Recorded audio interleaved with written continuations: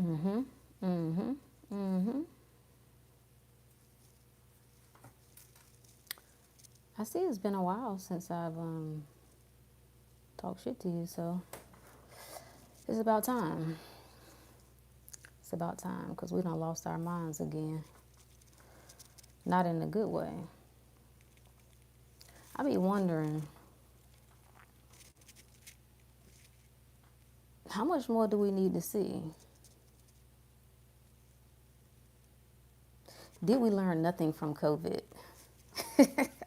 did we did we learn nothing from COVID? Did we learn nothing from allowing the external to dictate how we feel, how we move, how we operate? We just finished an inner circle metaphysical Bible study. And the lesson was about Jesus walking on water. Okay. And what that means.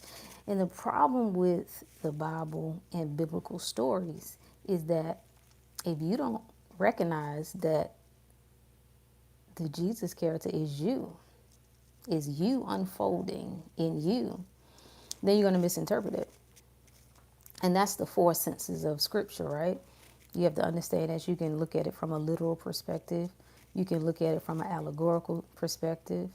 You can look at it from a moral perspective. And then there's the mystical perspective.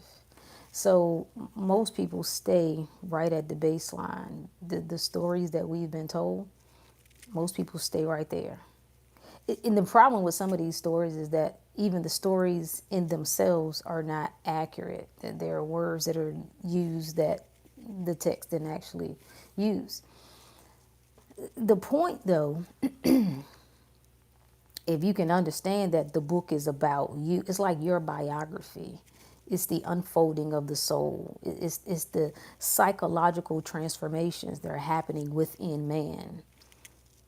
The Jesus in you, the Christ consciousness, the disciples representing the 12 powers in man, like all of these stories are unfolding in you. The question is, can you recognize that? Can you see that? And so the biblical story of Jesus walking on the water is, what's that, Matthew 14:22-33. It's not even a bad story to read it literally, because can people walk on water? Now, your first assumption would probably be, or your first reaction would be, of course not, that you know of. But to understand the deeper metaphysical, esoteric meaning behind the waters of life, the ship being you, the storm being the mental turmoil that is unfolding in your mind, right? And how you respond to that. The Jesus being the Christ consciousness. When I come into the awareness that I'm one, that I can rise above any circumstance. That's what gives me a level of peace. That's what gives me a level of understanding, right? And it plays out that the story goes, Jesus walks out on the water. Peter, one of the disciples that represents that pending faith in you. It's the faith that, it's the part of you that believes, but it still needs proof, still needs evidence. So it's not that the Peter hasn't come into the knowing. So Peter's like, yo, I want to come out on the water too, bro. So Jesus like, come on out on the water. He steps out on the water. He all right when he first step out. That's when you get this idea, right? You get this idea that I can do this. I can heal my body. I can undergo any. Think about manifesting, right? You have this idea that you can do something. You can accomplish something. You can heal your body. You can change your financial situations. You can follow your dream. You can do whatever. That's you stepping out onto the water. Well, what typically happens is once you get out there, the sea gets a little bumpy. That's your thoughts of fear and doubt where you start second guessing. So once Peter steps on the water, he starts sinking. He like, yo, Jesus, save me. That's the crying out to the higher aspect within you, which is always there. But the text goes, the scripture goes, Jesus is like, bruh, why you need saving? Like, oh ye of little faith, why did you doubt? That's what he asked him. Why did you doubt? And the entire story is about understanding how to rise above your emotions, understanding to put all thoughts of fear beneath you. So the idea that what I we all this is not an opinion. You have people in your family, you've seen it, we've watched it for decades. They ain't got no power. They got no power to heal themselves. They got no power to get themselves out of poverty. They got no power to transform relationships. You see very little. I don't know what that is. You see very little or love. It's performance, it's ritual, it's just something you do. You learn the things on the surface level. You learn what the scriptures say. You learn how to follow this way of life, but you never actually embody it. So you don't experience, like you read the story of Jesus walking on water and you think of it literally. You don't see yourself in the story. That's how you're supposed to make the word come alive. But that don't happen, that does it. So the parallel, the reason that I'm focusing, I'm telling the folks in the inner circle, like the reason why we got to touch on this religion piece is because it's so deeply embedded. Like you don't understand that the fear that you have about viruses, about technology, AI, it's all rooted in the same shit. It's all rooted in the same thing. It's all coming back to your religious teachings and upbringings. And even if you didn't grow up in the church, it's embedded in mass consciousness to some degree or another. So we sit and we watch. We sit and we watch people say one thing and do another. We see people decades. We there are many people that we love, many of our elders that we love, but true love, I think, if you really want to really honor people and respect them, you should acknowledge where they've gone left. You're not about chastising them, but just acknowledging this don't work. Okay? Hey Elise, this don't work. This ain't worked. And it would make me a fool. It would make me a fool. Yeah, Elise is one of my one of the inner circle homies. You know what? And you know what? Elise is a good example, right? And you got to get in the inner circle for all the insides and insides, and you know what I'm saying. But let's just put it to you like this: when you figure out when you figure out how to focus your mind and dedicate your mind to you, to your power. No, I ain't gonna, I ain't gonna call you out. I was just gonna just lightly mention how you were able to make transformations in your body even when you didn't stick 100% to the eating and the fasting and the cleansing, but you still told yourself, my body is healthy, I am well. I have no issues, I have no complications. What? Like, and the reason I like to bring this up is because as much as I rock with the eating, I can show you. I don't know how long I'm going to be able to do this, to be honest. I don't know how long I'm going to be able to. I mean, I'm skilled enough to dance between worlds. I do it. But I'm losing interest in a lot of the physical stuff. I know the usefulness in it. What keeps me kind of staying in teaching people how to use their body, how to use their mind, how to change their diet, how to detox the body, how that can be the opening. Like you step into that and that ends up opening the door for a whole life transformation. Because I've done it. I've helped other people do it. And I think about old me, and I just don't know that she would have been able to step into this thing without going that route. I don't. So there's a part of me that wants to still lock in on that to some degree, but I'm losing interest. I'm losing interest on just physical stuff because I know how this game works now. It's your mind. It's your. I saw somebody posting on Twitter. They were like, I guess they were referencing the recent, case with Diddy or whatever. And they were like, it seems like, dang, what did they say? Evil people or bad people. It seems like karma doesn't affect evil people or bad people anymore. Something like that, however they worded it. And I responded, karma, like hell, only works on people who believe in it. Sorry. Sorry to hurt your feelings, but if you look throughout history, you should agree. It's evident, right? Think about certain families. Like, think about who y'all, I don't relate to this whole oppressor thing, but think about your oppressors in the hundreds, thousands of years that have passed, certain bloodlines that have wreaked havoc across this world. Like, when is retribution coming? When? The next lifetime? Oh, they're going to die and go to hell. Okay. All right, bro. Whatever you say. Again, I will say, it is whatever you say it is. Nothing comes to me except I call it. See, the reason karma on your ass is because you believe in it.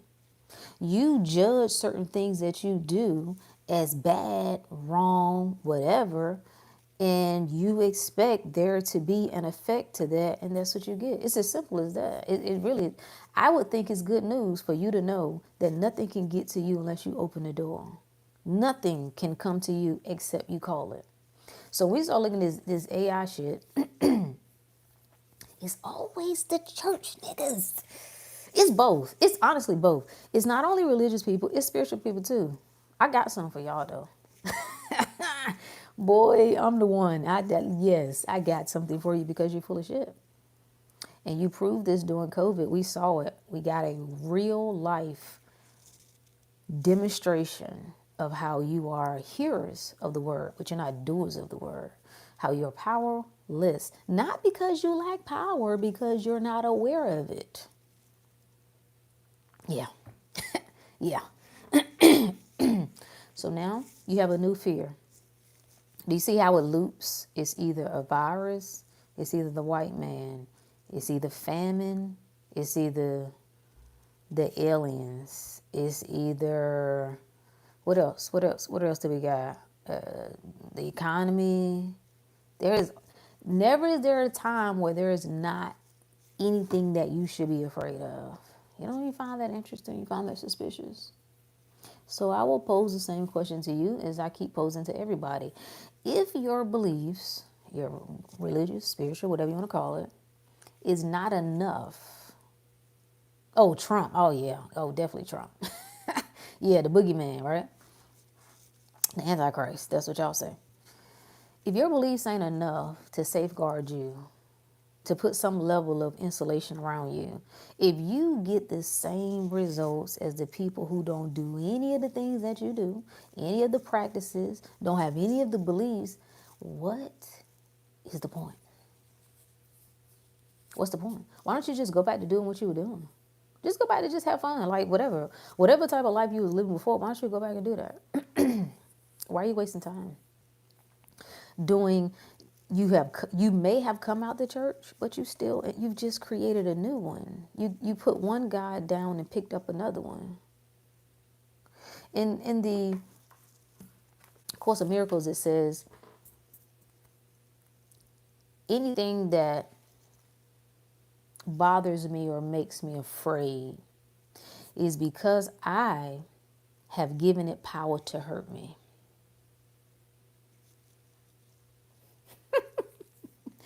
Do you understand what you're doing? Like when you become afraid of a thing, in that instant, you have put it above God.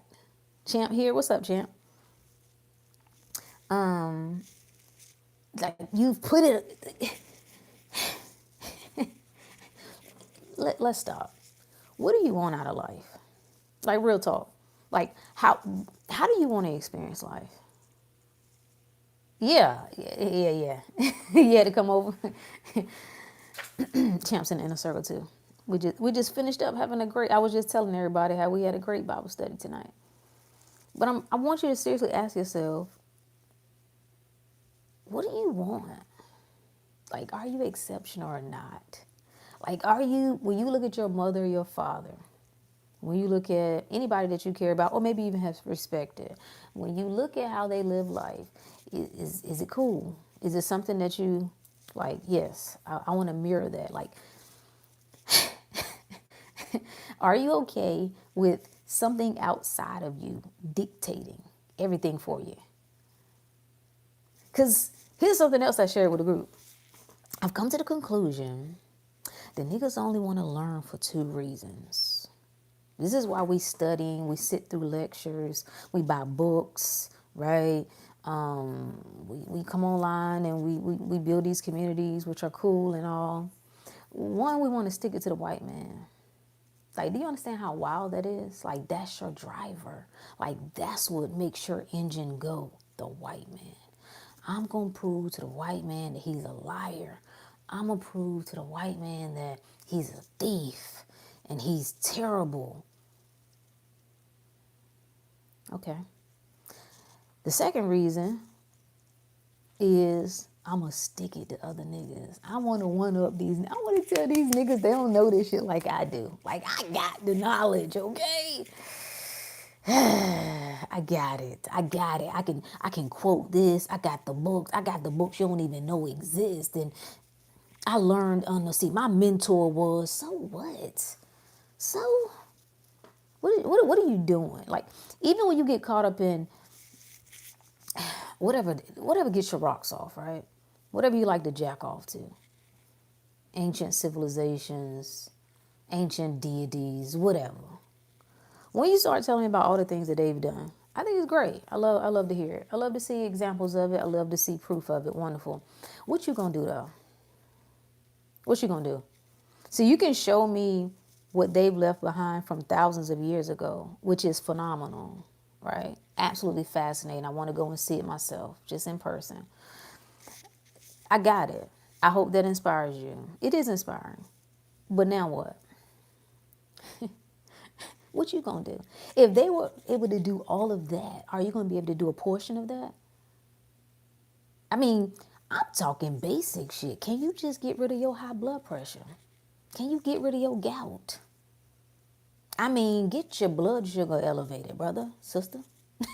I can you even procreate? You see what I'm saying? Like, what are we actually doing, bruh?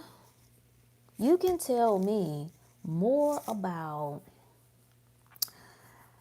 the robots and the AI and how Congress is doing whatever and the system. Is that the reason you became conscious? Is that how y'all define the conscious community? I just became conscious so I can keep my eyes on what them niggas out there doing. I need to keep my eyes on them because they up to something. They are up to something. What are you up to?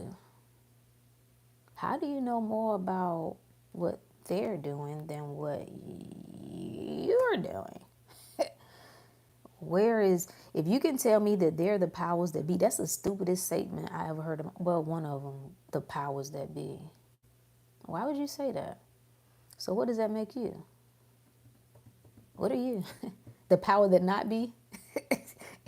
Why would you acknowledge something else being more powerful than you? Why would you do that? That's stupid. That's stupid. You know the one thing that saved me, one thing I like about coming through the path of religion? The one thing I like is that when I came out, won't nothing else about to get me. Won't nothing else about to trap me. Nope. When I came out and stepped into, I think I was telling, it might have been Elise, I was like, I exited the conscious community just as soon as I entered it. I was like, whoa, what's going on over here? Oh, we got a new devil. The white man is the devil, and it's the whoa, whoa, whoa. I ain't come here for that. The moment it hit me, I remember I stopped what I was doing. Went downstairs, got a box. I taped it up, brought it back upstairs, and all of them books, some of them I kind of now, kind of wish I would have kept some of them. I boxed them up and took them to the library. I was like, oh, I see where this is going. All of the, all of it, all of the African this and the that and the, not all of them, but a good majority of them. It won't nothing wrong with it in general, right? But what I wasn't going to do was save myself from one prison and then put myself in another. At least that I still got a few of those. And at some point I might circle back. At some point I feel comfortable enough, that I could circle back at some point, possibly. But nothing goes on a pedestal, okay? Nothing goes on a pedestal. I don't care what it is, okay? I'm the only one on the pedestal. You should be the only one on your pedestal. There is no other God on your pedestal. There is no community. There is no race. There is no, what else do y'all like? What is the other things that y'all jack off to?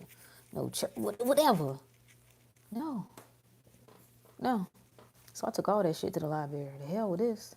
I was like, oh, y'all niggas ain't actually trying to do nothing. Y'all in the competition trying to prove something to the white man. This is what you call in conscious community? Take this shit and throw it in the trash. I'm good on that. And guess what? Guess what here 10 years later? They still talking about the same bullshit. And that's what I'm saying to you, to save yourself.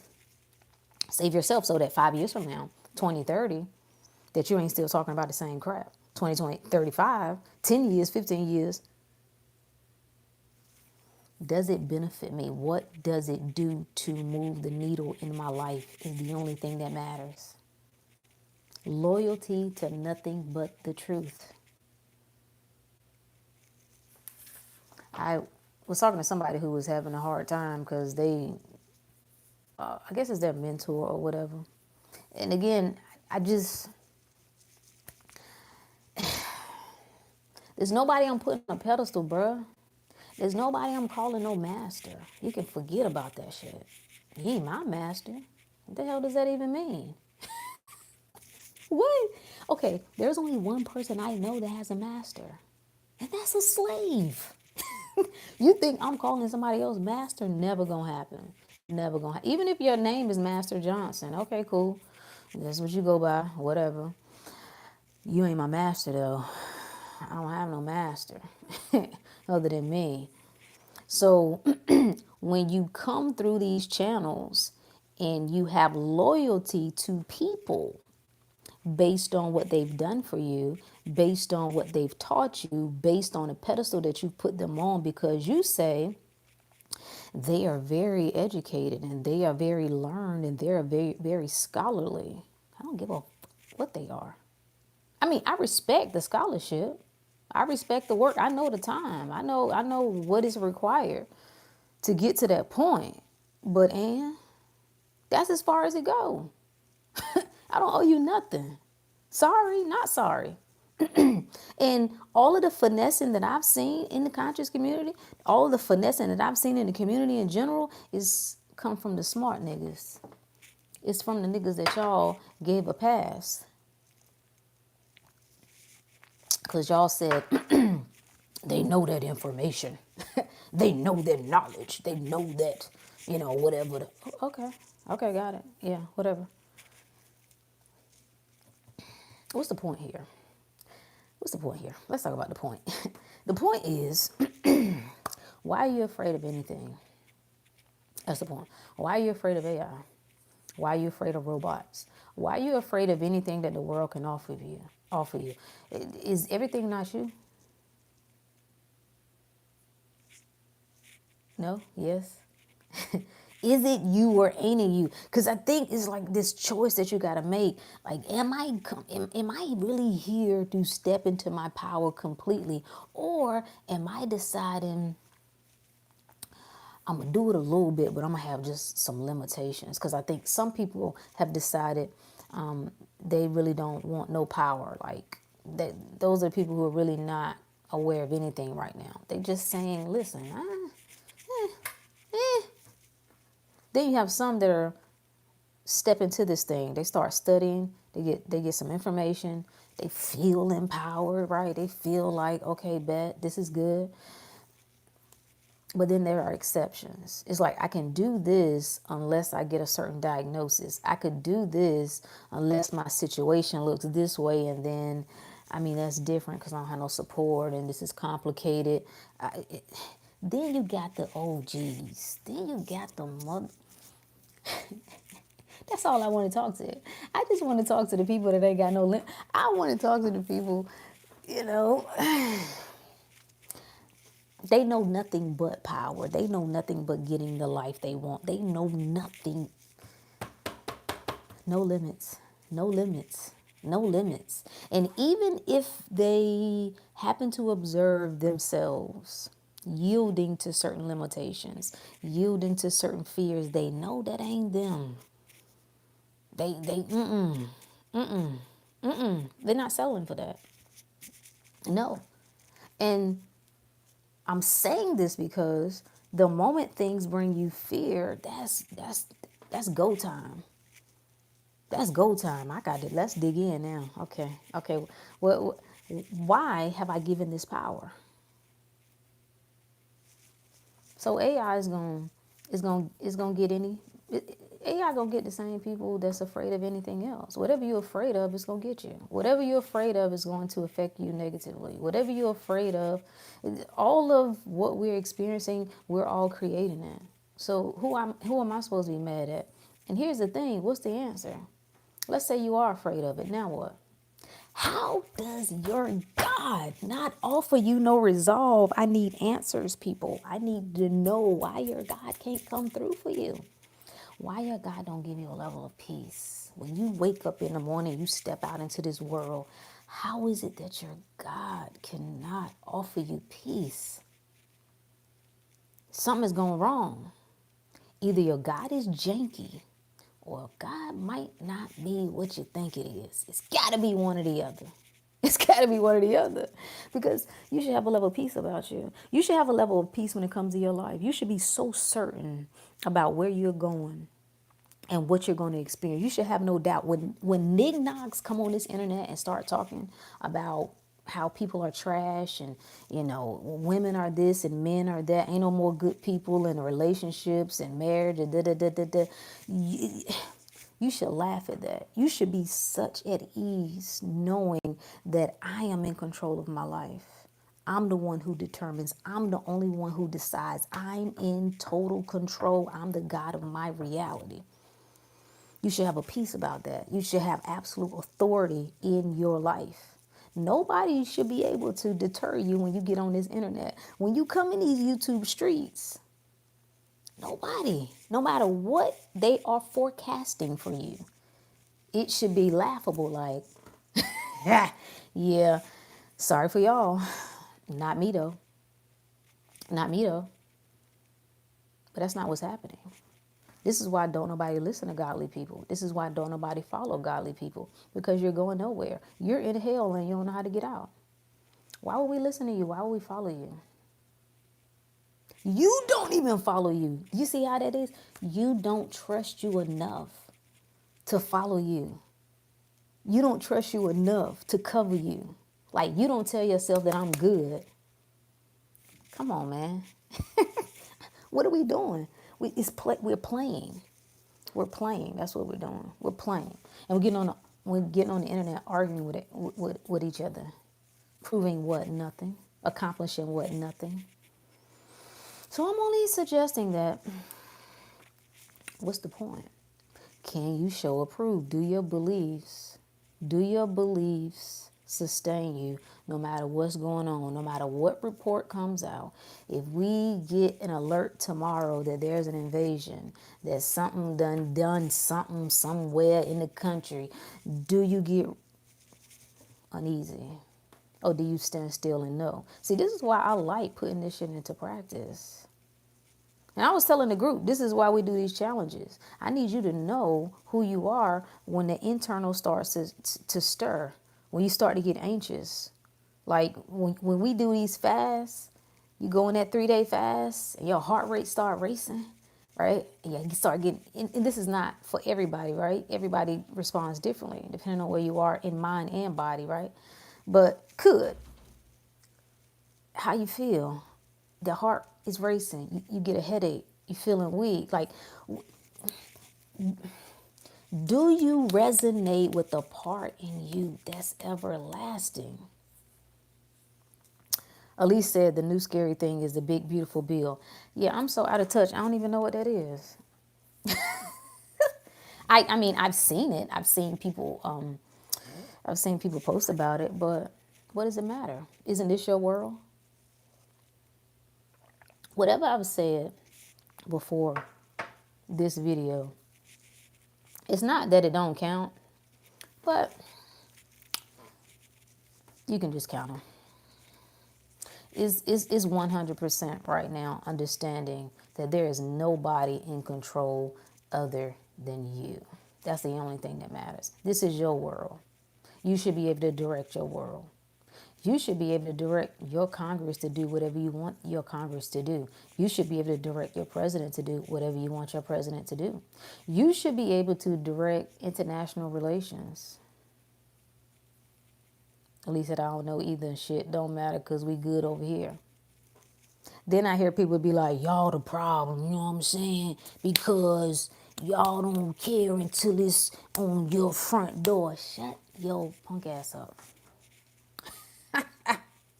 Do it the way you want to do it, friend. I'm saying I've listened to you guys, and I'm glad I've hung around. Mom Dukes used to say, keep living.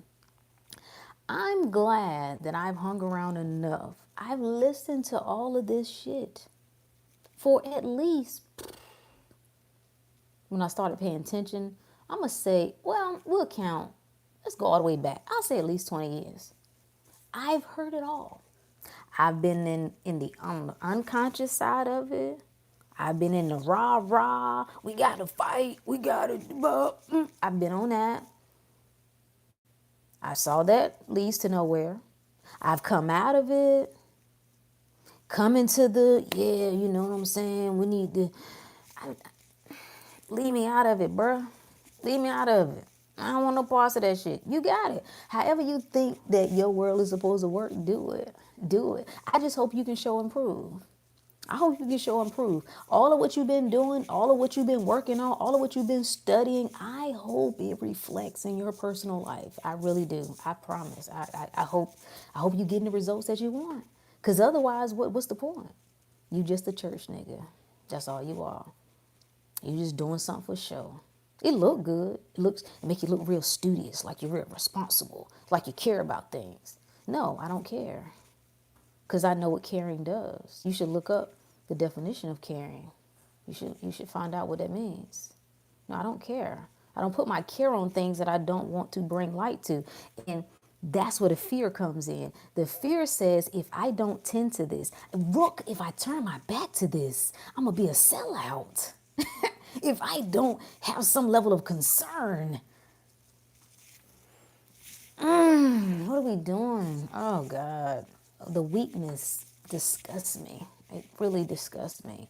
Because we should be better. We should be better. Why are we not better? Why are you not choosing better for yourself? Why are you not choosing better for your life? Why won't you turn your attention from the world? This is the one thing that I did a podcast on Kanye years ago. Whenever he was turning the script into this whole Jesus thing, it was a good episode too.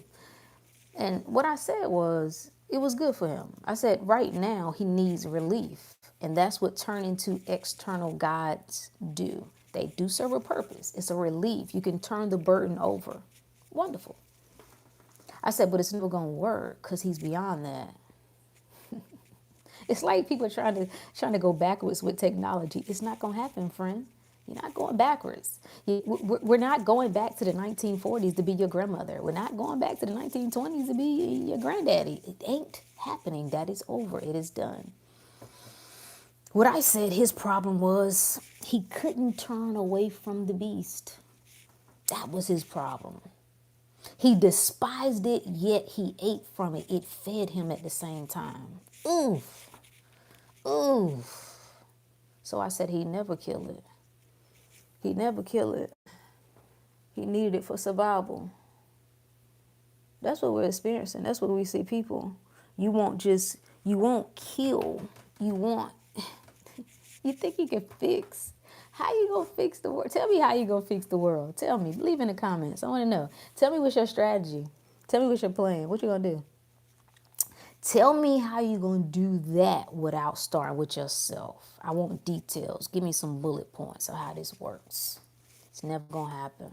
It's never gonna happen because that's not how the world works. That's not how the world works. And I don't understand how we have studied philosophy. We've studied spirituality, metaphysics, quantum physics, the occult.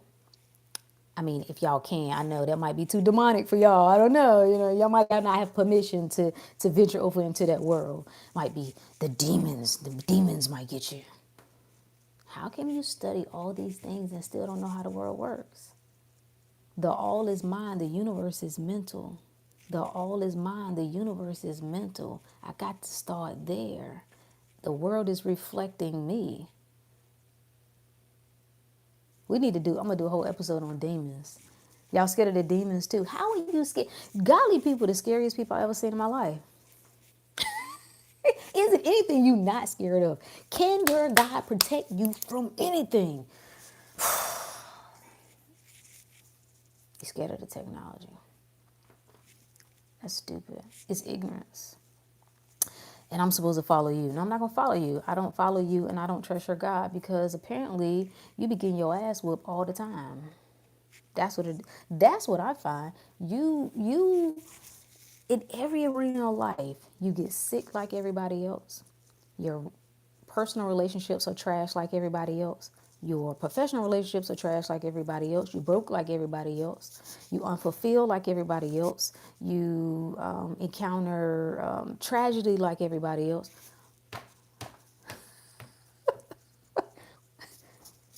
And you tell me you know the way.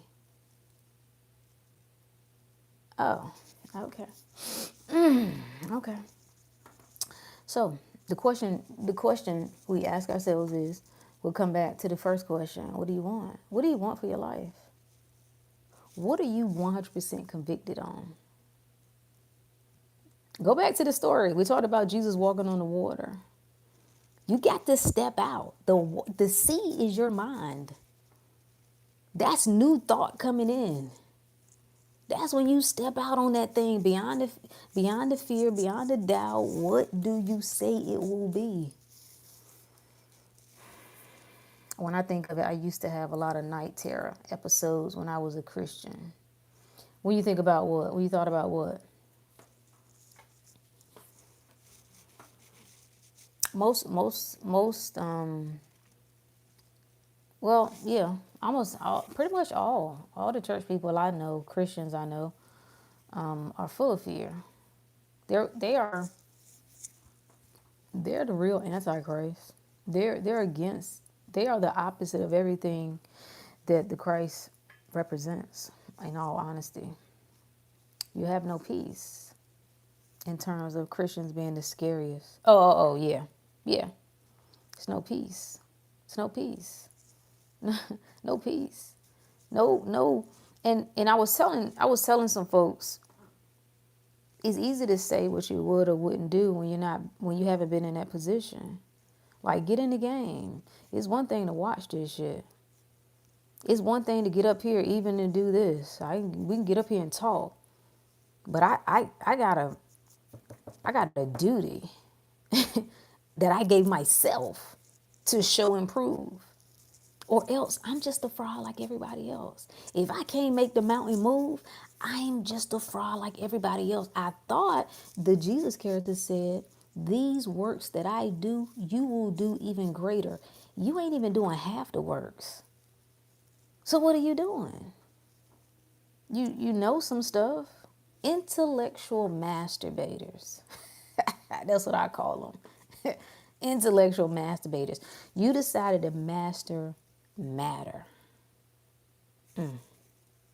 History. That's what y'all get off on, history. I ain't here for history. I'm here for the baby. That's what I'm here for. Because I can rewrite history. Did the white man teach y'all nothing? Why don't y'all learn? Why don't y'all learn from the things that you don't like? He told you. He's put on a master class on how you do this thing. You can make life be whatever you want. And this is why you're stuck. You're stuck because you keep replaying history. You keep replaying the old. The old. The old.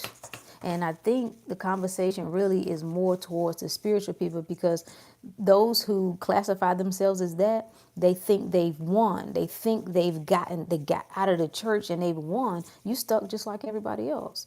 See, spirituality, you're supposed to move through that just like you move through the church, just like you move through religion. It has a purpose. It's not the it, right? Like meditating don't make you spiritual. The eating, the diet, the whatever. No, these are tools. These are tools that we use. But you're supposed to move through that. Move through that until you get back to you, until you're the last thing standing. You know what? That's what I am. I'm you reach me when you done all that other shit. When you done tried all the other things. You done all the other seeking. You done try to learn. You got real smart too. You did good. You did good. Got real smart. Got real educated. Yeah. Real knowledgeable. You know it. Know how to connect the dots. But you still unfulfilled. And you still unhappy. And you still miserable. And you still suffering. And you still sick. So what's the point? What profits a man to gain the whole world and lose his own soul? See, y'all love that verse when it comes to people that you can point your finger at. You can be like, look at the celebrities selling their soul. You sell your soul every day. What you talking about? Every day you live beneath your potential. Every day that you succumb to the lowest aspect of you. And that's just the lowest perspective. It doesn't mean lesser in value. Kevin, what's up, Kevin said artificial intelligence is not a problem. No, ignorance is the problem. Ignorance is the problem. And it's been the same. If you research when, what was it? It's a great book that talks about the evolution of like technology and how people used to be afraid of everything. People were afraid of a lot of the fear people have about artificial intelligence as primarily because it's going to be difficult for them to earn money. And it should be the opposite. You should be seeing nothing but opportunity. And this is the problem. You don't know how to see. You got a vision problem. You should be seeing nothing right now but opportunity. You should be seeing nothing right now. Tell the book name. I'm going to look it up. Remind me, Elise. You should be seeing nothing but opportunity right now. Like, this is how I know. And I keep coming back to the God people, because you're supposed to be leading the way. That's what you said. You said you said you the one. How you the chosen people? And you afraid. I had somebody I know very well who told me, well, don't none of it matter anyway, because like basically because God coming back and you know, the end is coming. Bruh. Okay. Technically, it is all machine learning. Yes, different algorithms that calculate automatically according to data inputted. Correct. We need a basic income for people. You think so? I can't get with the basic income thing. The majority of people are not going to take advantage of opportunities, and we need a safety net to ensure enough order in society to make it function properly. I'm gonna have to sit with that a little bit. I'm not. My initial response is I don't like it, but I don't know. I have to put some thought to see what I think about that. Here's the argument that I hear. It's similar to the argument for people using all of these weight loss injections and things that they're doing. The argument is that we need to help people lose weight and they lack the ability, fortitude, initiative, like whatever you want to call it, to do it themselves, right? So even though this is not the best way, and even though it can have disastrous side effects and long-term implications,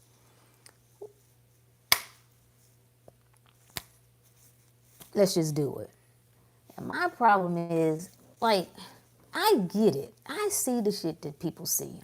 I ain't slow. I got it. But damn, like, do you think continuing to just lower the bar and lower the bar and lower the bar and lower the bar, you really think that's the answer? Like, at what point? I just don't see how that's the long-term answer.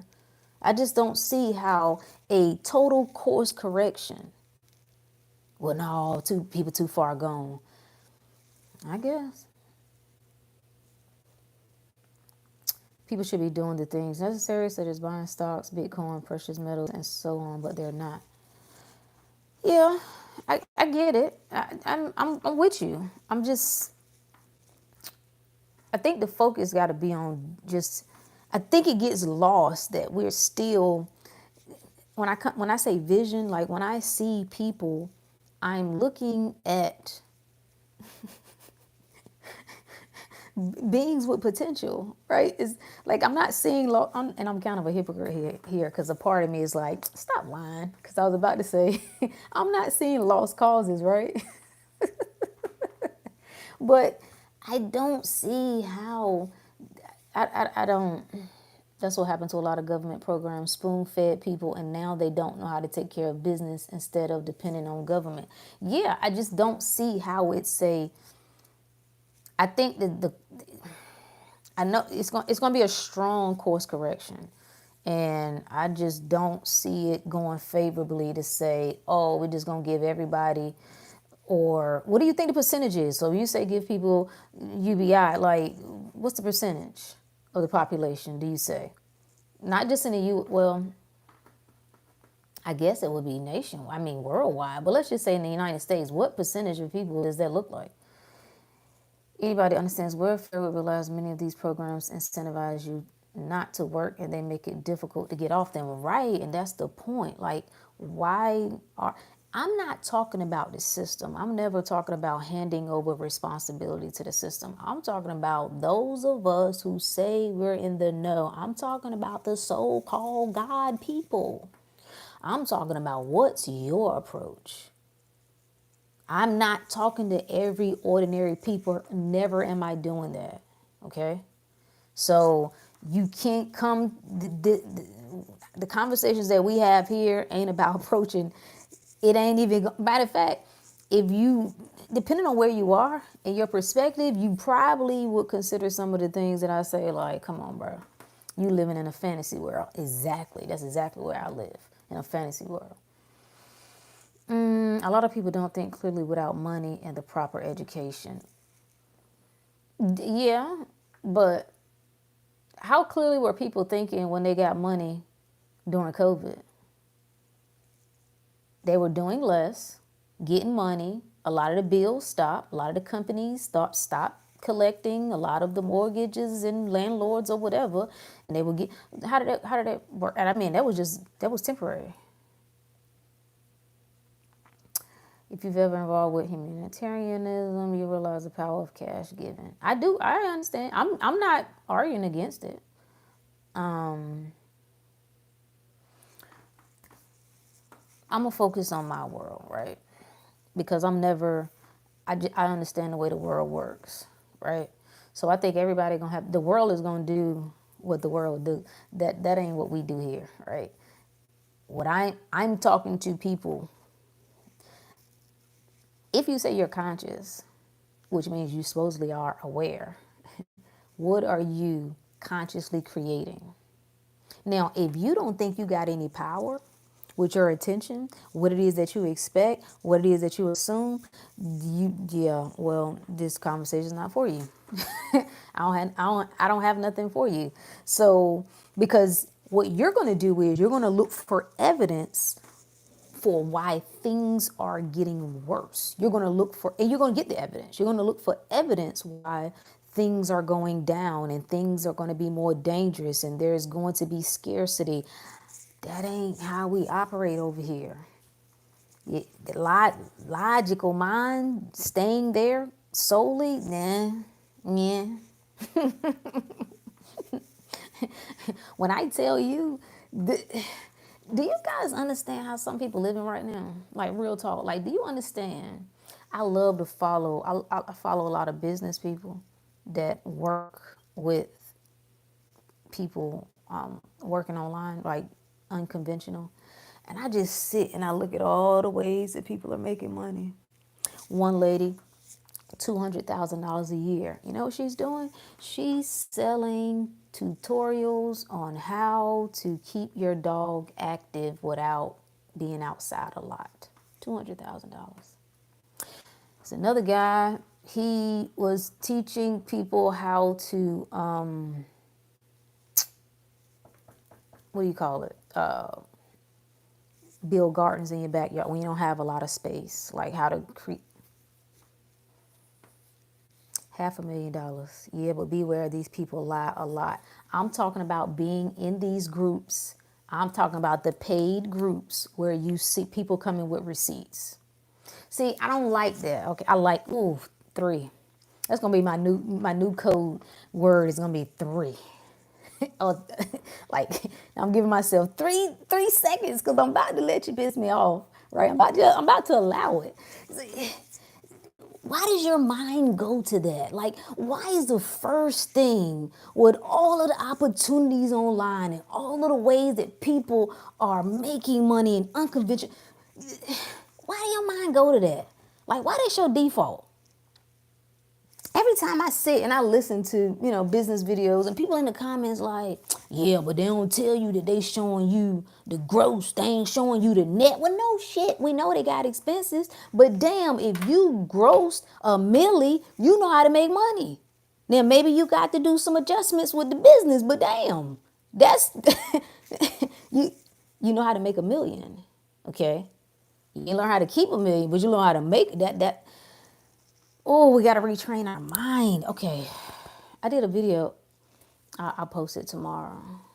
I gave you my top 3. I gave the inner circle the big 3 that you must have, that you incorporate, a mantra, a creed, whatever the hell you want to call it. Number 1, never speak against yourself. 2, never acknowledge anything that you don't want to be true. And then 3, never give power to anything outside of yourself. You have a responsibility to look for what's right. The world's showing you. How is it that niggas believe everything is a scam other than scams? Okay, I'm gonna reel it back in. What's up, Reagan? Reagan said it's amazing. It's so much money. Oh, when I tell you, if you would just sit down. See, I can't even get you to sit down. This is why y'all need to join. Y'all need to join the next challenge we do, because you don't even know how to sit down. You don't know how to relax. You don't know how to just come into like, oh, spirit, like come into me, like use me as an instrument, as a vessel. Show me the moves to make. Show me where the opportunities are. Like it's so much opportunity right now. Like I was talking to my niece and she sounded like online. She sounded like a tape recorder. I'm not mad at her, and it was a teaching moment, right? Because she's early 20s, so it was a teaching moment. And she was like, Auntie, things are so much different, right? Because everything, is so much higher, and we can't even buy a house like so and so, and the jobs and I said, stop it. I want you to stop it right now. I said, your ass is on TikTok every day. There's people on TikTok making 20 G's a day, 20 G's a month, 20 G's a week. There are multiple, you have talent. Like the fact that you won't exhaust all possibilities. See, you don't see yourself as value. Like that's the problem I have with the universal, like that whole basic income crap. Like instead of let's show people their value, people have things to offer. People know how to do a whole lot of things. Look at some of our elders. They know how to do a whole bunch of, like my dad know how to do a whole bunch of crap, right? Like stuff you didn't even think of. Well, look, everybody don't want to, have to sell and hey, whatever, nigga, like whatever. The point is the opportunity is there. If you can't see it, if you choose not to see it, that's your own fault. There's so much money to be made in the oddest of places, the oddest of places, the oddest of places. I was talking to this lady and she sells stickers. 6 figures. She's making 6 figures a year selling stickers. She sells it on Etsy and Spazzle, like one of those other little marketplace. It's whatever, man. Also, abundance and provision comes in different forms, not just monetary. Bingo. I love listening to them business people because that always reminds me it's possible for me to do. That's the point. Somebody said OnlyFans. Well, we're not advocating, even though you don't have people. I thought about doing OnlyFans, not for those purposes. Okay, you can do anything on OnlyFans. You don't have to. It doesn't have to be explicit content, right? I thought about doing it just because people are there, right? So it's like, and it's like surprise. Nope, there's nothing naked over here. Okay, you're gonna learn something, nigga. You're gonna learn something. Oh, let's see. If you only want to help the elite, that's one thing. But if you're dealing with regular people, okay, got it. Trust God, it can't find help somehow. Brooke gonna show them toes. No, somebody told me that. Somebody was like, Brooke, what you need to do is, I think they were joking. They were like, yeah, you sell your feet pics. I will sell feet pics, but they're not gonna be my feet. Nah, we're gonna get some. Can AI do toes good? I know they ain't got the fingers right. Nah, we're not. Listen. And here's the thing, the whole scarcity perspective, like coming back to this initial conversation of knowing who you are. You ain't got to do nothing you don't want to do. See, that's an assumption. Maybe we need to outline all of what the law of assumption is. It is your mind at play. Back to that young lady who was talking about the karma. Oh, it's the karma. And that's what I mean by we leave the church and take the same crap with us. So you left hell behind, right? You left the sin behind and now it's the karma. No, karma works on you niggas who believe in karma. That's how that works. You fear. You have a fear of some sort of, like, you think there's some universal judge. Where? Because if it is, they trash. They really ain't doing a good job. They ain't been doing a good job for a long time. So, no, it's you. It's you. You the judge. There is no rewards or punishments. It's you at play in your assumptions. You see how that work? That bothers people so bad because they don't want that power. They don't want that responsibility. I understand. I understand. You know, well, the whole God conversation, brother, it comes down to what people define God as. That's how we solve that. It depends on what you think God is.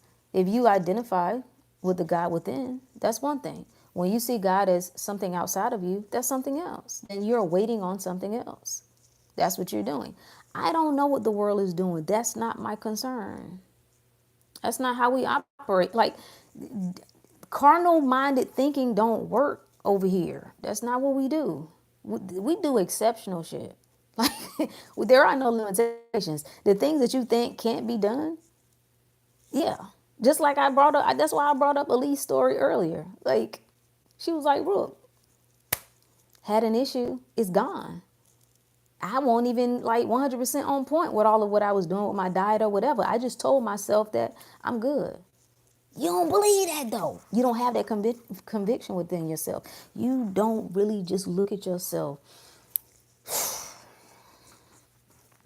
I'm telling you what I know. That's why I get so worked up.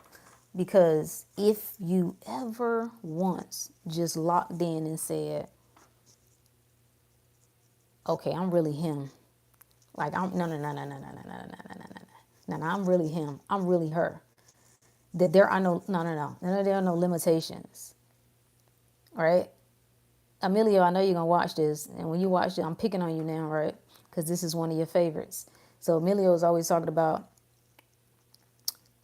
affirmations, like, oh, Rook, I hate affirmations. You know what I'm saying? I feel like I shouldn't have to do all that. It's annoying. Oh, whatever, whatever. I ain't got no problem with it. I ain't got no problem with it. But here's the thing: to affirm means to think. It's just a thought. Affirmation is just a thought. And so if you have trouble keeping your mind where you want it to be, then you have to be conscious. You have to be intentional about guiding your thoughts and directing your thoughts. I know we're not doing that. You know how I know we're not doing that? We're not doing that because as soon as there is a report, as soon as there is something on the news that comes out, you get afraid. You're afraid of everything. You're afraid of the real ID. You're afraid of, I don't know, what else? They watching you, the civilian. Look, you trying to say that this ain't what's happening. Whatever, bro. Whatever you say it is. You're in danger. Okay, now what? They watching everything you do. Okay, now what? They okay, now what's the next move now? What do you do? You said it's awareness. You just need to make people aware of it. Okay, well, you've made them aware and now they are afraid. So now what? Doesn't seem to be a good strategy to me. So the contradiction with the so-called godly people is that you say you understand law of assumption. You say you understand law of attraction. You say you understand that where attention goes, energy flows. You say you understand. Like, there, something's wrong here. Why won't you turn your attention from it altogether? You're afraid, ain't you? You're afraid. Yes, you are. Yes, you are. Yes, you are. Yeah, yeah, yeah. Yeah. Like you, yeah, you are. I know it. I know you are. Because if you weren't, you'd do it. You'd turn your back. That's why I brought up Ye earlier. See, Ye can't turn his back. He should have pulled a Dave Chappelle. Can't do it though. Love it too much. In the belly of the beast. Can't turn from it. Nah, that's my livelihood. That's my money. That's my da da da da da da. Hey, call it whatever you want. Cause see, if you really was standing on that thing, like you say, you could bust any move you wanted to make. But you're afraid. Y'all ain't no God people. You not. No, you're not. You're a liar. You're a liar. You're waiting for it to make sense. You're waiting to see proof, and you are proof. The vision that you got is the proof. That's the fucking confirmation. You don't need nothing else. Well, I'm waiting till I get my money right. Your money already right. Why you see your money as not being right? What's up? It's whatever works, babe. It's whatever works. You know what I'm saying? Like, it's whatever works. I'm just saying we got to stop being frauds. Spirituality is a form of escapism. I agree. It can be, yes. And that's why I'm on. I got to be on the ass of the spiritualist because it's now becoming cope. It's now becoming I'm better, right? I'm better. I'm better than the sleepwalkers. I'm better than the churchies. But I'm sitting over here waiting. I'm waiting on divine timing. I thought you was a creator. When did a creator wait? Imagine God saying, I want to create something, but let me wait. Let me wait for a sign. Let me wait for confirmation. Let me wait for the path to clear. Let me wait for let me wait for me to get all my ducks in order. Here's the good news. You ready? The good news is your life is gonna fall the hell apart. It's gonna continue to fall apart. It's gonna continue to get worse. It's not because the devil is after you. It's not because God is testing you. Nope. Nope. It's you. The soul, that's you. That's just higher you that's saying, let's go. It's saying this is what you really want, but you are so damn stubborn.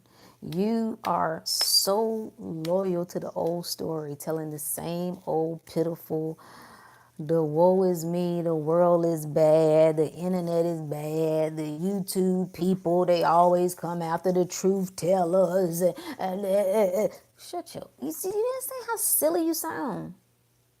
You're supposed to be leading the way. You're not leading the way. Like, listen to that. Like, imagine me coming up here like, yo, y'all, you know what I'm saying? YouTube, you know what I'm saying? I can't even be on YouTube, you know what I'm saying? Because YouTube worked for me. Huh? I have no ill will to YouTube. YouTube has no ill will to me. I come in peace.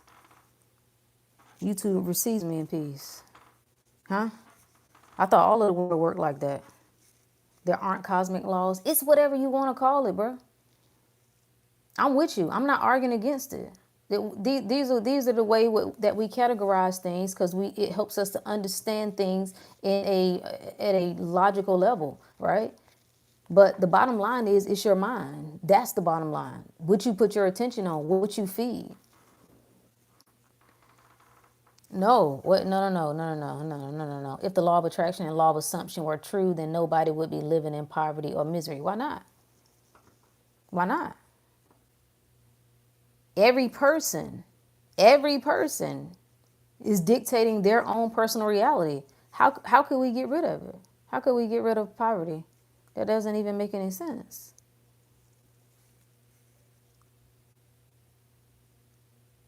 Do you know what assume means?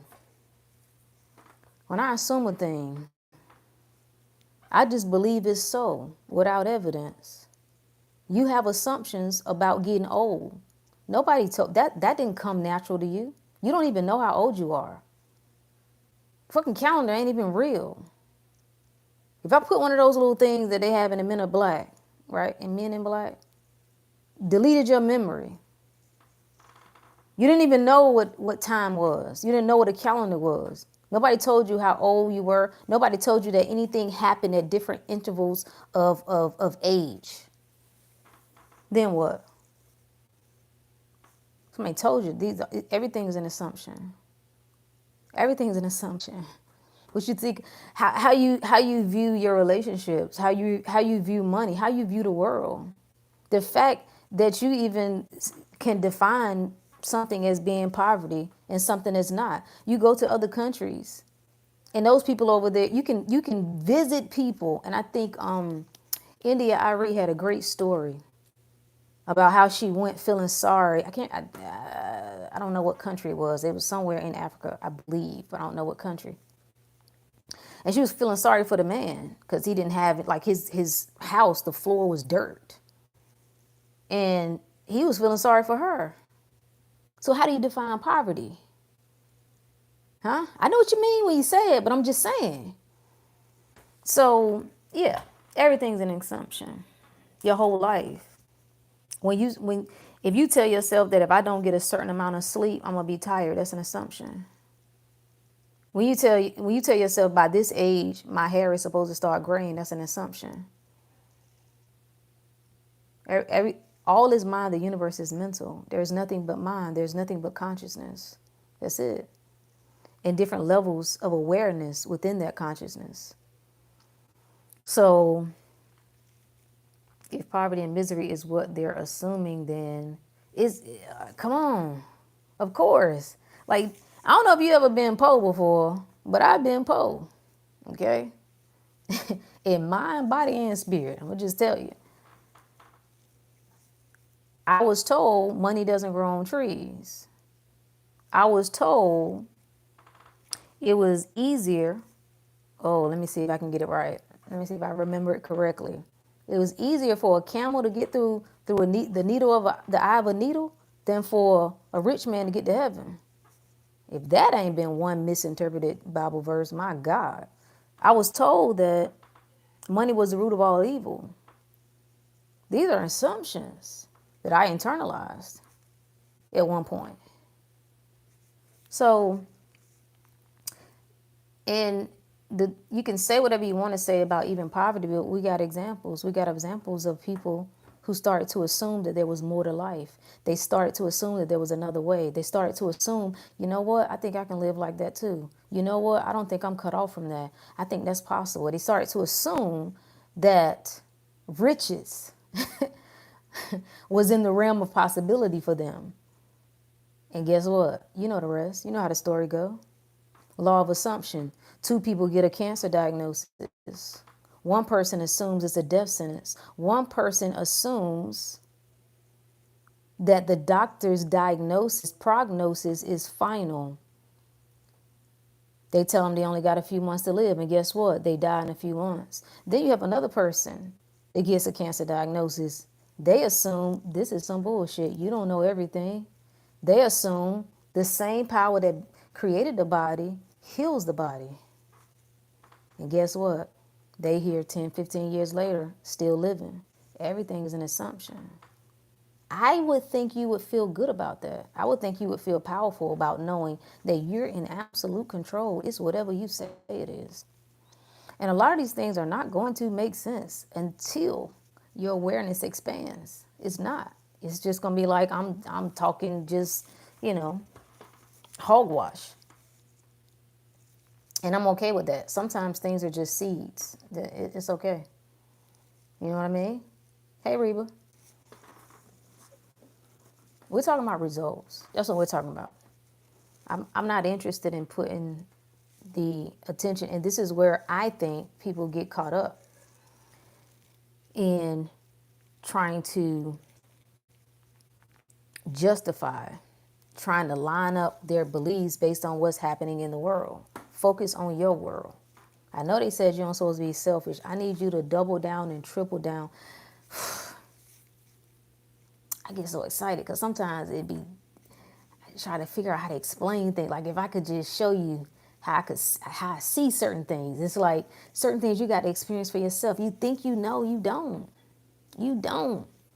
And sometimes you got to have at least one good mystical experience to blow your mind, to shut that ego down. Like, whoa, I don't even know. I don't know nothing. Wow. I made lots happen. I made lots of stuff happen from law of assumption, and I ain't know it was called that. Exactly. We've been doing it our whole life. Very powerful. Went from living in a FEMA trailer to being her.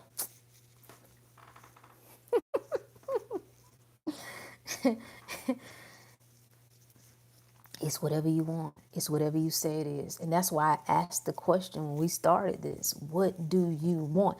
Do you want to see your full potential? Do you want to experience just how far you can go?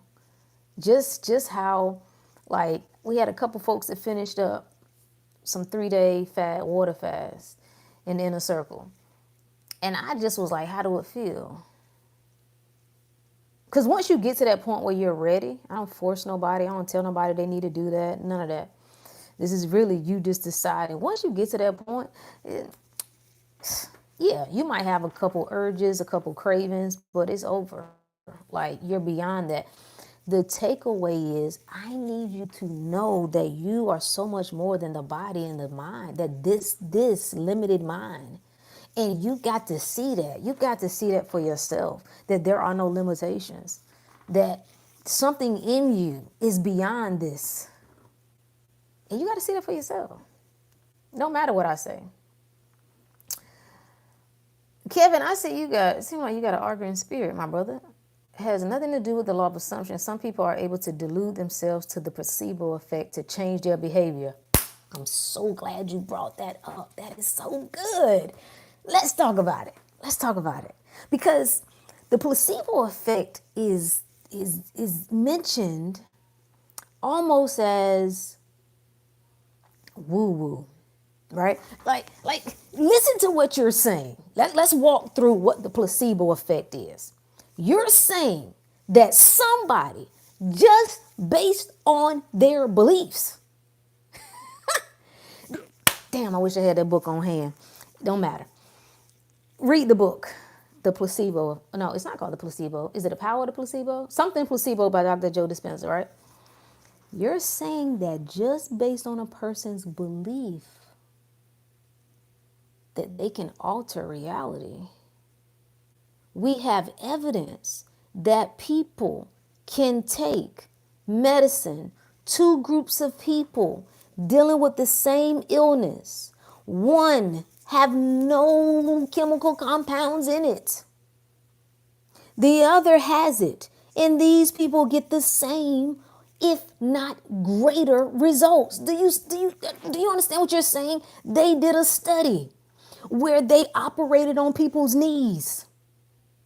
Okay? They had one group, they went in and actually operated on it. The other group, they cut them open, sewed them back up, didn't do nothing.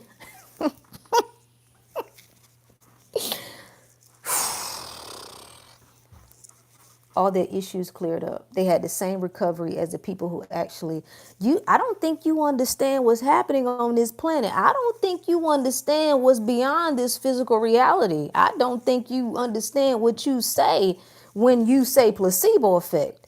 Because when people use it almost in a dismissive way, you're saying that a person only has to believe it will benefit them, and it will. And it goes the opposite. Nocebo. I can believe it will bring harm to me just by my... We solved this. We can close the discussion. If that ain't assumption, then what it is? I assume this is good for me, so it's good. So why wouldn't you assume that everything is good for you? Why wouldn't you assume your government is good? Why wouldn't you assume your world is good? Why wouldn't you assume the men that you meet are good? The women that you meet... Y'all want to go to church? Let's do it. I know y'all off tomorrow. Let's do it. The placebo effect. My God, what a gift that is. You're saying that it's the power within a person, what they put their attention on and what they're willing to accept that dictates what the hell they will get. I need you starting today to activate the placebo effect today, right now. I need you to think about exactly what it is that you want. I need right now. Listen, I need you to tell yourself that from this day forward, every time I drink this water, my body get younger. Oh my God.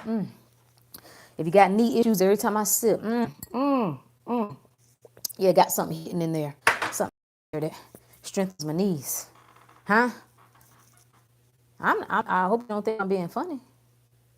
Listen to what you come on now. Meditation and other techniques, you can generate vivid experiences that make you think you live your body or see past lives, but you're only seeing your own unconscious thoughts. Okay, so what that mean? When you close your eyes, if right now, hey Ashley, appreciate it. Appreciate you. Needed another reminder that I have control over my life. I need you to know that. I need you to internalize it. I need you before you go to bed every night. I want you to say as you drift off to sleep, I am in total control. I am in total control. I am in total control. I am in total control. I am in total control. I am in total control. It is me. It is me. It is me. Let's I got something good. I got something good I can share. All right. Okay, first, before we get to that, if I say right now,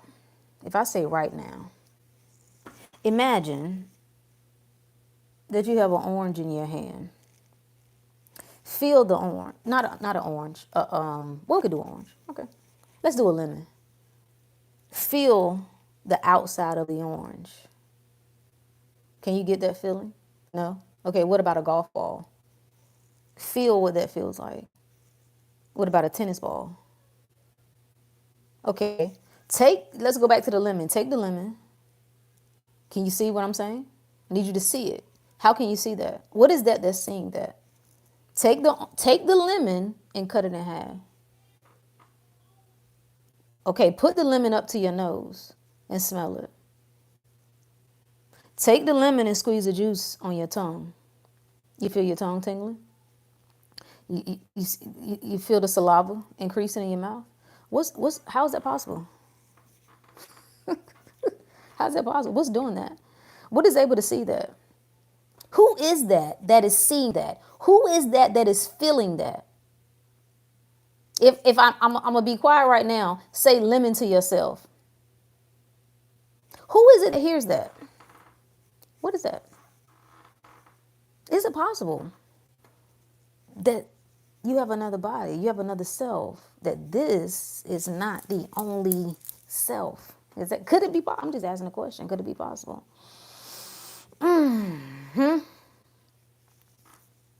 I go to prepare a place for you so that where I am, you will be also.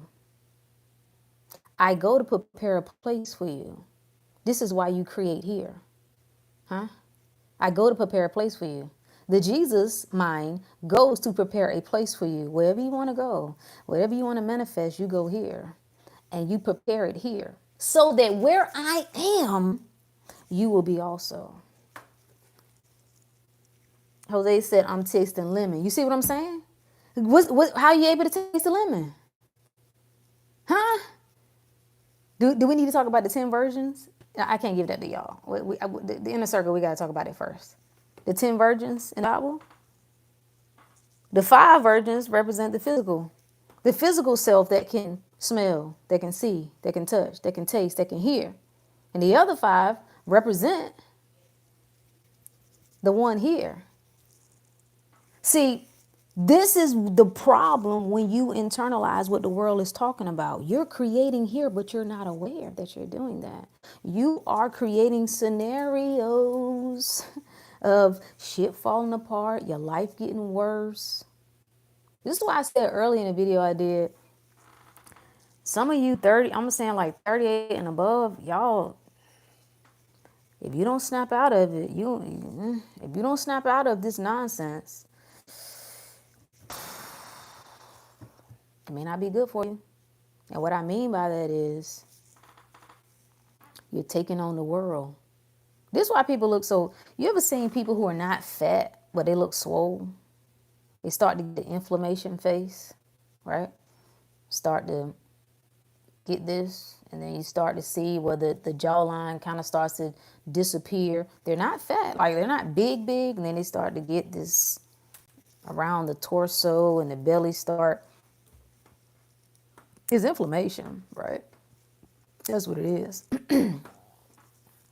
But you start to see this trend among people, the more of the world that they take in, the more of the doom and gloom, the more of there's nothing forward to because everything is already bad and is only getting worse, the more you take that bullshit in. See, it's a choice. You can choose. Otherwise, there are people living fantastic lives. You can think everybody on social media lying, and let's just say, let's go real drastic. Let's say 90% of them are. Let's say it. It's a little, exaggerated. What about the other 10? Why don't you see yourself in that number? Why don't you see, I have a problem when you hear shitty statistics, like the divorce statistic, which is false, but I don't feel like going into it, right? It's inaccurate what they're saying. Oh, half of marriages end in divorce, da-da-da-da-da. Why would you, I need an answer. Why would you immediately see yourself in the percentage that would fail? Are you retarded? Huh? Why would you do that? If you would go to the doctor and you, for whatever reason, right, they tell you you got something and the percentage of recovery is only like a 8% chance of recovery. Why would you put yourself in any other percentage than that? Then if it's 8%, nigga, I'm in the 8%. Done. Done. Why don't you have the default that you are the winner in every scenario? In my world, I win. How the hell are you not a winner in your world? What? Let me pull this verse up real quick. I know it's Isaiah, but I want to make sure I get it right. Isaiah 45:7. You ready? I form the light and create the darkness. Talk to me. I make peace and create evil. Guess who does it? I, the Lord, do all these things. Who is the Lord? Who lords over you? You do it. So when you start talking about, you want to argue about good and bad, you want to argue about rich or poor, you want to argue about evil and whatever, you could say, well, no, Root, that's not what it's talking about. Well, if you want to take the literal meaning, then damn. Why am I supposed to be mad at the white man if your God is the one who's creating evil?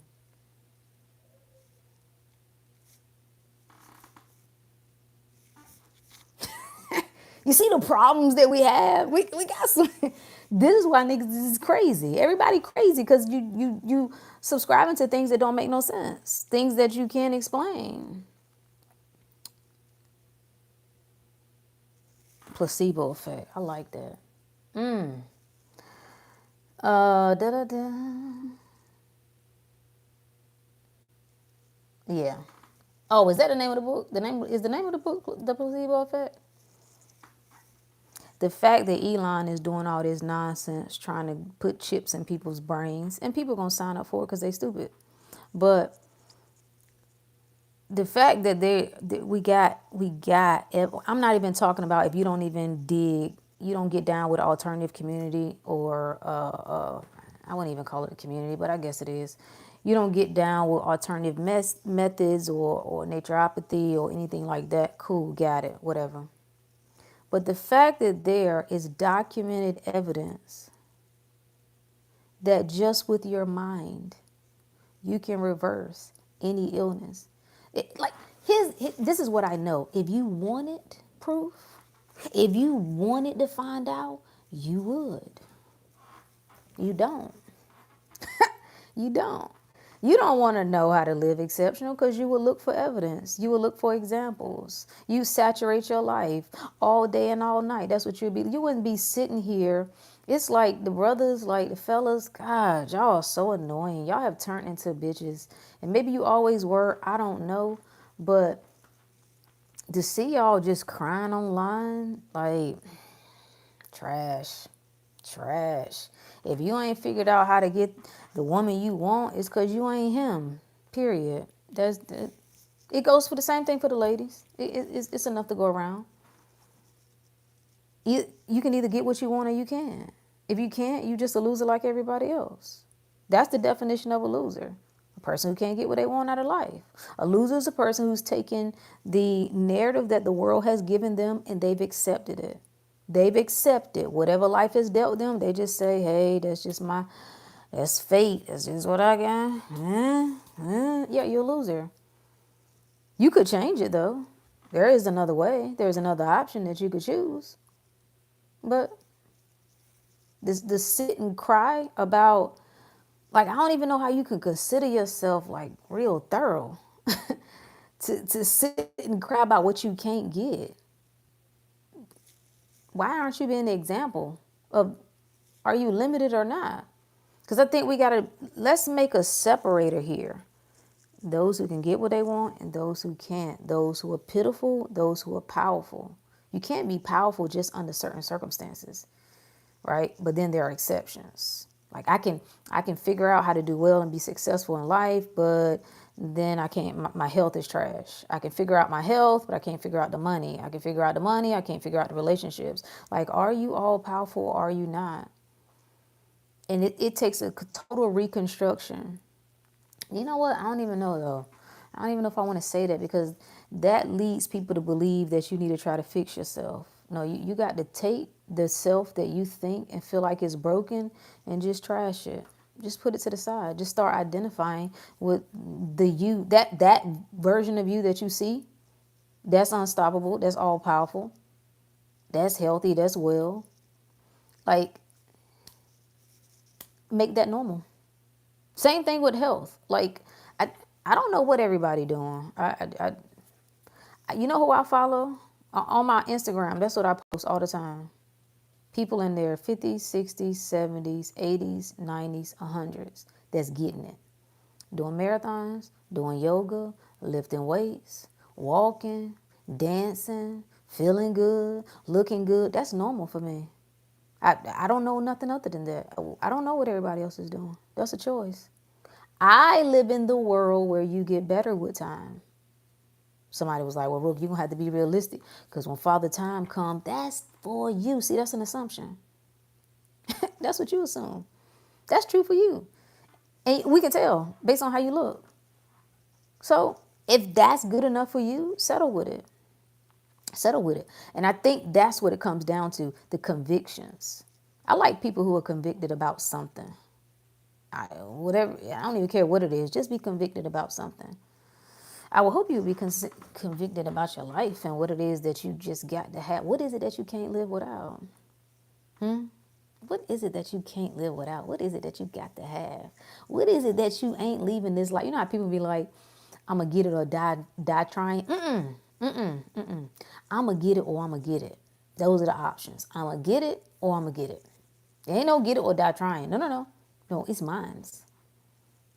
It's mine. To sit and watch people get what they want and settle within yourself that you're cut off from that is absolutely insanity. Got to have a strong mind these days. Constantly is the way to go. Just eliminate the bullshit. Right. You don't even have to, I don't think you have to try hard to have a strong mind. You just eliminate the bullshit.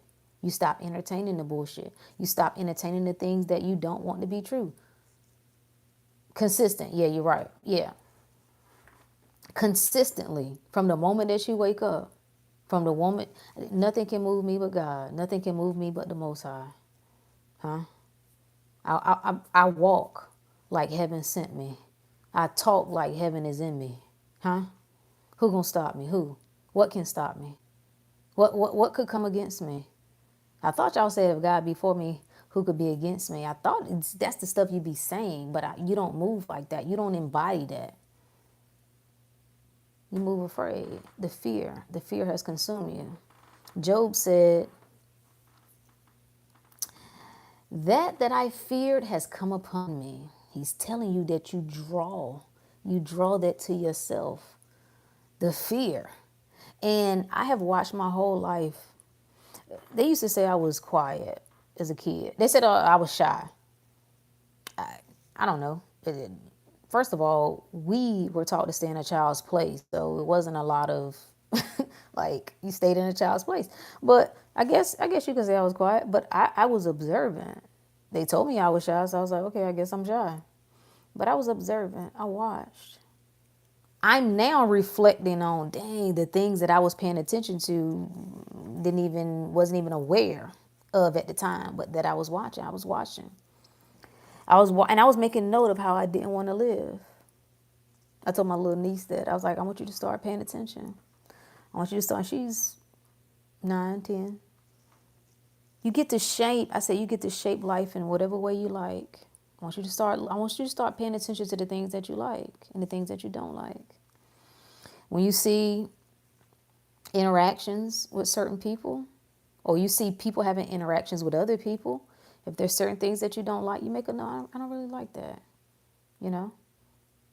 As a young girl, as a young lady, these are the things that I like. Oh, I like that. No, I don't like that. Start being observant. And so I watched. You know, I don't really.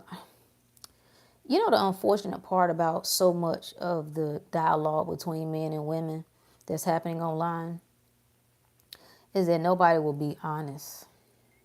Nobody will be honest because the same thing that spurred the feminist movement is the same thing that spurred the red pill manosphere movement. Pain, feeling unheard, unseen, unloved, unrecognized.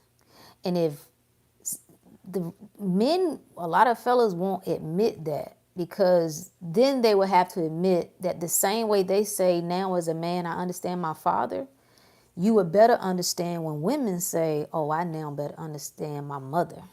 It's the same thing, right?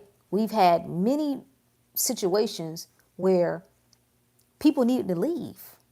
On both sides. The man and the woman. They were trash situations. The The point is not that, no, it wasn't as bad as mine. Mine was worse and nobody was listening. No, no, no.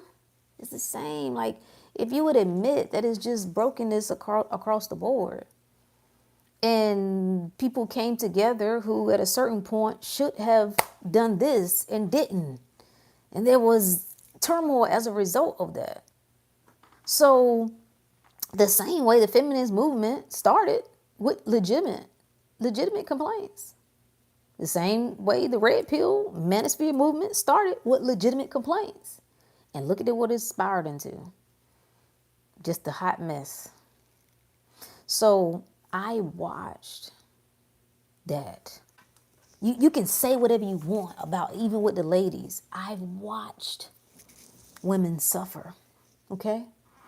Just like you've watched, you can relate to your daddy and your granddaddy and your uncle and your homies. Do you understand the same thing is happening on both sides? Okay? I've watched women live beneath their potential. I've watched women be stuck.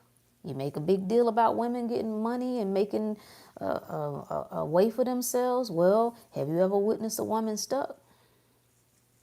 Huh? Mistreated, taken advantage of? Unable to do anything about it? Is that the way?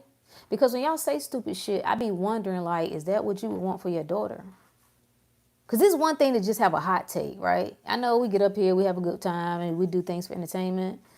But what are you really saying, though? What is the ideal? But I've watched, and I've seen it on both sides. I've seen the worst, and I'm just telling the truth, in the church. I've seen the worst of women in the church. But I paid attention as a kid, and I was like, whoa, whoa, I don't want to be a wife like this. I don't want to be this kind of woman. I watch the men. I don't want men like that. Like, why y'all so passive? Why y'all let shit slide? Like, why y'all not speaking up? Like, why y'all not? We've watched this. And I just decided I'm not living like that. I've watched people eat themselves into a grave, and I just decided I'm not living like that. I've watched people follow the script that somebody else gave them and were miserable for most of their life, and I decided I'm not living like that. You see where we're going here? You got to decide. My way ain't your way. It's for you to decide what works for you and what don't. What I do know is, you already know. Everybody know. I'm going to tell you that right now. You don't need no sign. You don't need no confirmation. You already know. You already know what works for you. You already know what speaks to you. I don't know. I've asked myself, like, damn, why did it take you so long to figure some things out, right? I don't know. I got my philosophical reason. I got my spiritual reason. But if I just keep it a buck, I don't know.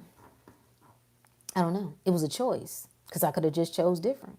I could have just said, this is as far as I'm going with this. But my assumptions was, this is the way life is, and this is the right way. I made some assumptions that this is the right way to do it, even when my spirit was saying otherwise. I went against myself. That's what's happening. This is what allows you to be afraid of the world. This is what allows you to be afraid of fear. Be afraid of technology, be afraid of war, be afraid of, like, y'all ain't doubling down, like, it tripling down on you, and I am good. I could be nothing else but good.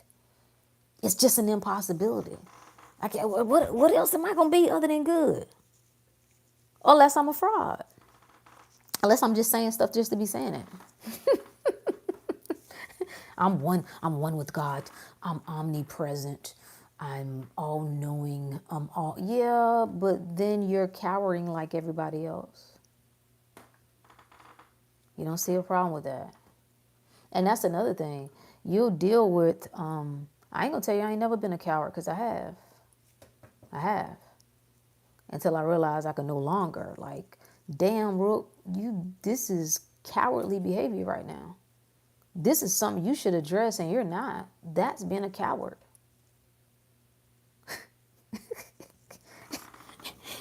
So pardon me if I'm not moved by all the dumb stuff that people are talking about. It's not to say I don't have a good time and I don't like to be entertained. I do. But I just think we got bigger fish to fry. And I'm not arguing about what no politicians are doing. No, thank you. Because you got to call the thing to you. You called. How in the world do you think that right now, like, do you understand that there are multiple, just infinite number of scenarios playing out right at this very second? At this very second, right now, somebody's being beat. A child is being abused. At this very second, there's someone getting married. There's someone having a baby. There's someone getting pregnant. At this very second, every possibility that you could possibly think of is happening. Someone is just done won the lottery at this very second. Someone is living, they on a yacht right now. They living their best life. There's someone else living out on the street. The question is how you gonna live? So you can get caught up in it shouldn't be that way. It shouldn't be that way. Shout out to Dick Gregory. Dick Gregory said, I know I've shared this before, but it's always worth sharing again. When the universe chooses you, you put on the magic glasses. And there are 3 rules to those glasses. 1, you can never take them off. 2, you can never see things the way they're supposed to be. You can only see things the way they are. You can only see the truth in the matter. And then 3, you can never force anybody else to wear them. So you can tussle with life shouldn't be this way. People shouldn't be this way. The system shouldn't be this way. White people shouldn't be this way. Women shouldn't be this way. Men shouldn't. I mean, hey, man, I already know right now people going to die on that. I had a good friend of mine. We used to chop it up all the time. And I was like, it hit me. I'm like, this nigga is going to be talking about oppression for the rest of his life. No matter what the scenario is, it always comes back. It always comes back to the white man. He always got an example of somebody, his homeboy, homegirl, da-da-da-da-da. I was like, okay, yeah, no, I can't do this. I can't do, no, I don't see life that way. So you can have that. I had another friend, and their claim of fame is this story about how shitty their dad was and how shitty their mom. It's a choice, man. It's a choice. If that's what you riding on, if that's your story and you sticking to it, my childhood, my trauma, as long as you see yourself as broken, man, as long as you see yourself in this cycle of this is what happened to me, that's where you're going to stay, and life is going to reflect that to you. You're cut off. This is so crazy that this shit is so easy. Life is easy. Love is easy. It's all easy. Health is easy. It's all easy. Well, Rook is easier said than done. Lie. Stop saying that. Stop saying that. It's easy. What's hard is letting go of your shitty beliefs because you love them so much. And the ego does its job. Its job is to recognize patterns, to keep you safe, to make sure you stay at a level of comfort. It's doing its, we're not mad at it. It does its job. However, you have to put it in its proper place. And I just decided I'm gonna see how far I can go. If I ain't no limits, why would I not see how far I can go? Why would I continue to entertain what I can't do? Why would I continue to even consider what I'm not? What happens? Somebody hit me up, was like, Rook, he was kind of shouting me out about whatever. Kind of like put me on a pedestal. And I was like, listen, don't ever put another human being on a pedestal, okay? That's number 1. I appreciate it. I appreciate you. Don't put me on a pedestal. I don't need you. I don't need that. I put myself on a pedestal if I want to be on one. I said, and he was just talking about his life would be different if his mother and father was different, like his childhood was blah, blah, blah. I was like, look, man, I got the same story. Do you understand that? Do you understand that? I got the same story. I don't know where my birth father is. I have a father. My birth, the person responsible for getting me here, I don't know where he is. I don't know what he's doing. I don't know. He owes me nothing, though. He had one job, a big job, too, to facilitate the arrival of a God on this planet. Mission accomplished. He owes me nothing. I know what the world says. The world says, well, your life would have been different if this would have happened. Da, da, da, da, da. That's what you say. That's what you say. I say the man don't owe me nothing. He don't owe me no explanation. I don't know. I've heard bits and pieces, kind of not clear on all of whatever. You don't owe me nothing, brother. I hope you're well. I hope you're not carrying no guilt. I hope you're not carrying any shame. I hope you're not carrying any burden of any sorts, because I'm telling you on this end, there is none. I got nothing but love for you. You owe me nothing. Mom Duke, same thing. Do I think she gave me everything I actually needed? No. But I think she gave me all she had. That's enough. Look, I mean, Rook the Great, baby. I mean, you understand what I'm saying? Like, I'm like, you trying to put me on a pedestal, and I got the same story, brother. I just made a choice. I just decided I'm going to put my focus on all that I am. I ain't sitting around talking about all that I'm not. I ain't stirring that pot of shit no more. That's what the world says. Look at your life and everything you didn't have and who wasn't there, who didn't love you properly. Look at what actually was traumatic to you. It's some deeper inner things that are lingering. I just decided to look at my perfection, the God that I am. That part of me that is perfection, that is good, that is strong, that is all knowing, that is all like I got how much time do I need to stir the pot of what was? Cause I done that. So how much longer do I need? I don't need. I'm good on that, babe. I got that. I'm good. I'm good. Everything is good. Everything is well. And then the fact that I know that I can rewrite anything that I don't like, I just rewrite it. I could again, has the man not taught you anything? Whatever part you don't like, you just rewrite it. You scratch it out. Just say it never happens. Well, Rook, that's delusional. Why is thinking against yourself not considered delusional? Why is thinking less of yourself not delusional? Why is being fearful not delusional? Every single time you give yourself complete permission to say, I really am that, that's delusional. I don't understand. Your mind is broken. You have to fix that. The moment that you fix that, everything changes. I just decided. That's the only thing that I did. I made a choice. And I've continued to make the choice. I've continued to make the choice.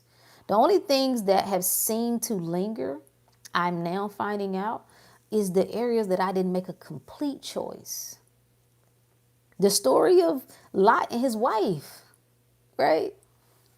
God told him, bounce. I'm about to destroy the city. Got to get out of Dodge. He said, leave the city and don't turn back.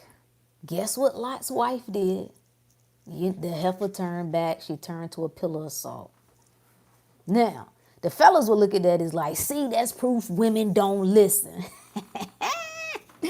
Okay. The woman in the Bible always represents the soul. Okay? The subconscious mind. It's the part in you that holds on to what was. What it's saying is that when you look back, keep looking to the old, you turn to salt, meaning you preserve it. That's how you keep it alive. The parts in you that you want to die, every time you put your attention on it, you keep it alive. You preserve it. That's what a salt is, a preserver. That's what the story is representing. So I'm just suggesting, what if you put all of that behind you? Every fear of the world, every fear of technology, every fear of champ, that's crazy, right? It's like a if you just put all of that to say, damn, I'm good. What is that? Is that Psalms 82:6, I think? Did I not say that ye are gods? So are you a god or aren't you?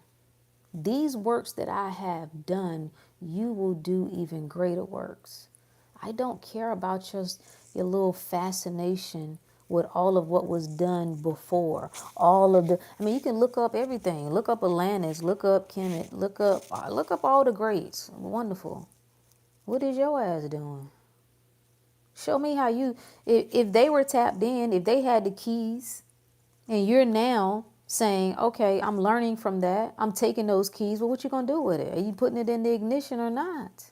Or you just jacking off to it? I'm gonna tell you what I know about this. Let me tell you what I know. I got a new book. Ugh. Okay, now what? We're moving forward. Forward is life is good. The utopia. Do you believe in that? Or is that a fairy tale? If I just lost my mind. I'm just saying, the jacking off, the intellectual masturbation is annoying to me. And this is coming from a person who I like. I like the intellectual things. I do. But what? What does it profit me to learn all that the man has to teach me? I dive into, the big books and the this and the that. Like, okay, got it. I learned all of that stuff. It's like people that want to go into, somebody was like, they gave me a list, like, this is what you need to be giving people to, to help with their health and or whatever. Listen, man, no. If that's some shit you believe in, and you do it. That ain't what I'm doing. And we got a book library in the group. If you want to dive into whatever, cool. But that ain't my message. My message is this shit is simple. Simple. Health is simple. Taking care of yourself is simple. I don't have no stress. I'm eating is simple. It's very simple to take care of yourself. It's very simple to take care of not only your body, but your mind as well. That's what I'm promoting. You don't, when somebody comes to me for help, nigga, they ain't got time to be reading no 15 books. Okay? We got to get to it. Okay? We got blood pressure that's through the roof. You understand what I'm saying? We got gout. We got blood sugar. Like, we ain't got time to be doing all that. Now, there is a level of teaching so that we can understand, right? But don't think for 1 second that you got to specialize in man's interpretations of all of this and that. So what? All you need to know is I'm good. The same power that made me is the power that sustains me. As I think, so I am. Huh? All is mind. The universe is mental. That's all I need to know. I need to know that what I put in is what comes out. I put good things in both mouths. Not only this one, but this one as well. Whatsoever things are true, whatsoever things are honest, whatsoever things are just, whatsoever things are lovely, whatsoever things are of good report, I think on these things. Thy word have I hid in my heart that I might not sin against thee. What that mean? What's the heart? The mind, the subconscious. I know you don't have to separate it, but it's how we understand it. That's what it look it up. Look it up. Don't take my word for it. The heart represents the subconscious.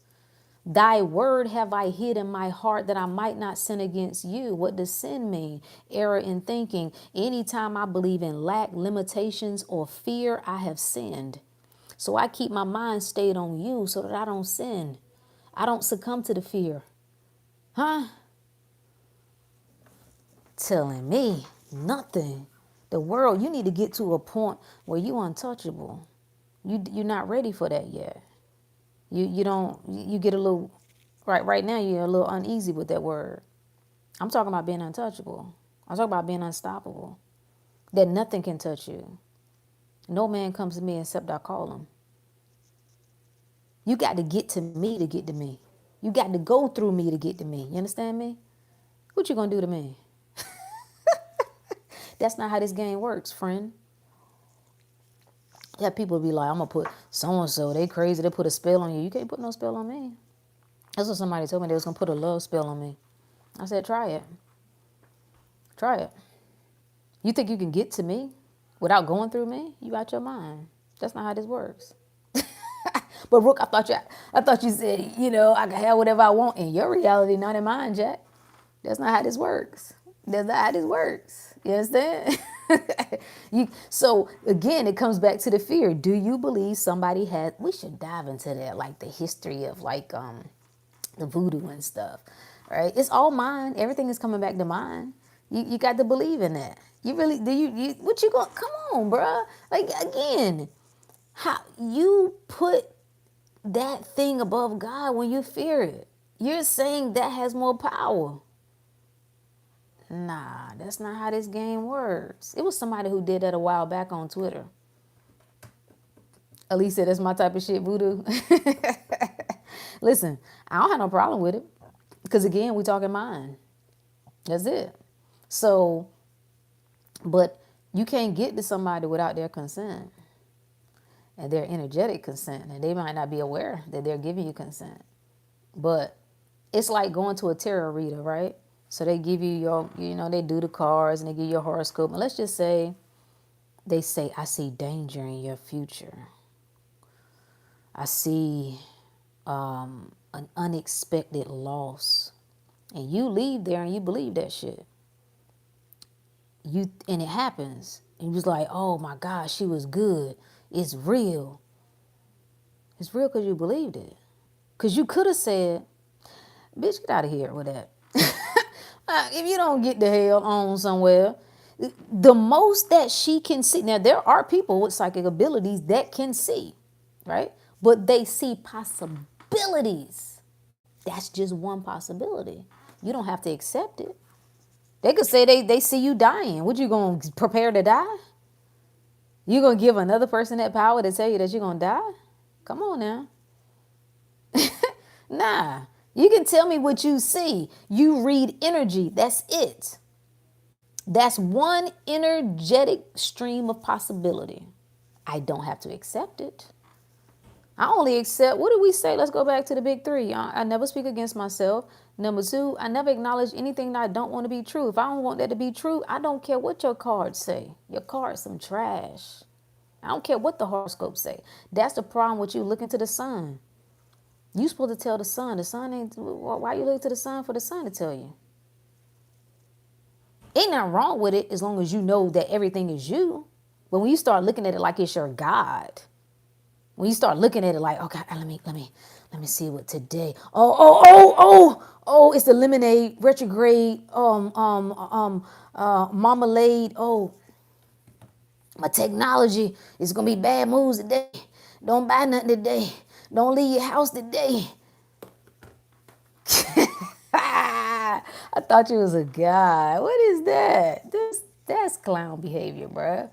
Come on now. I thought are you running this or are you not? Are you dictating reality? Are you master of fate or are you not? But my numbers said the numbers match up. You give meaning to the numbers, sucker.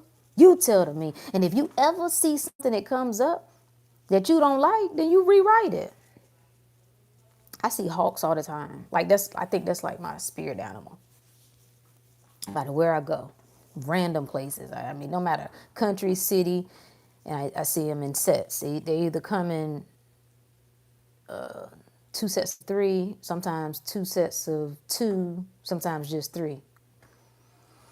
And I had somebody that was like, I don't know how you like them things because they a sign of bad luck. To you, nigga. To you.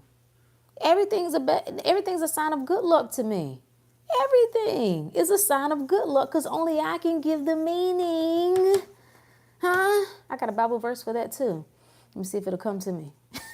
You give the meaning.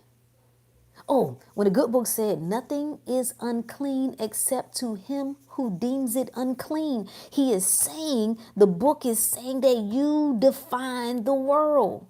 So if you say it's good, it's good. If you say it's bad, it's bad. If you say it's dangerous, it's dangerous. If you say war is coming, war is coming.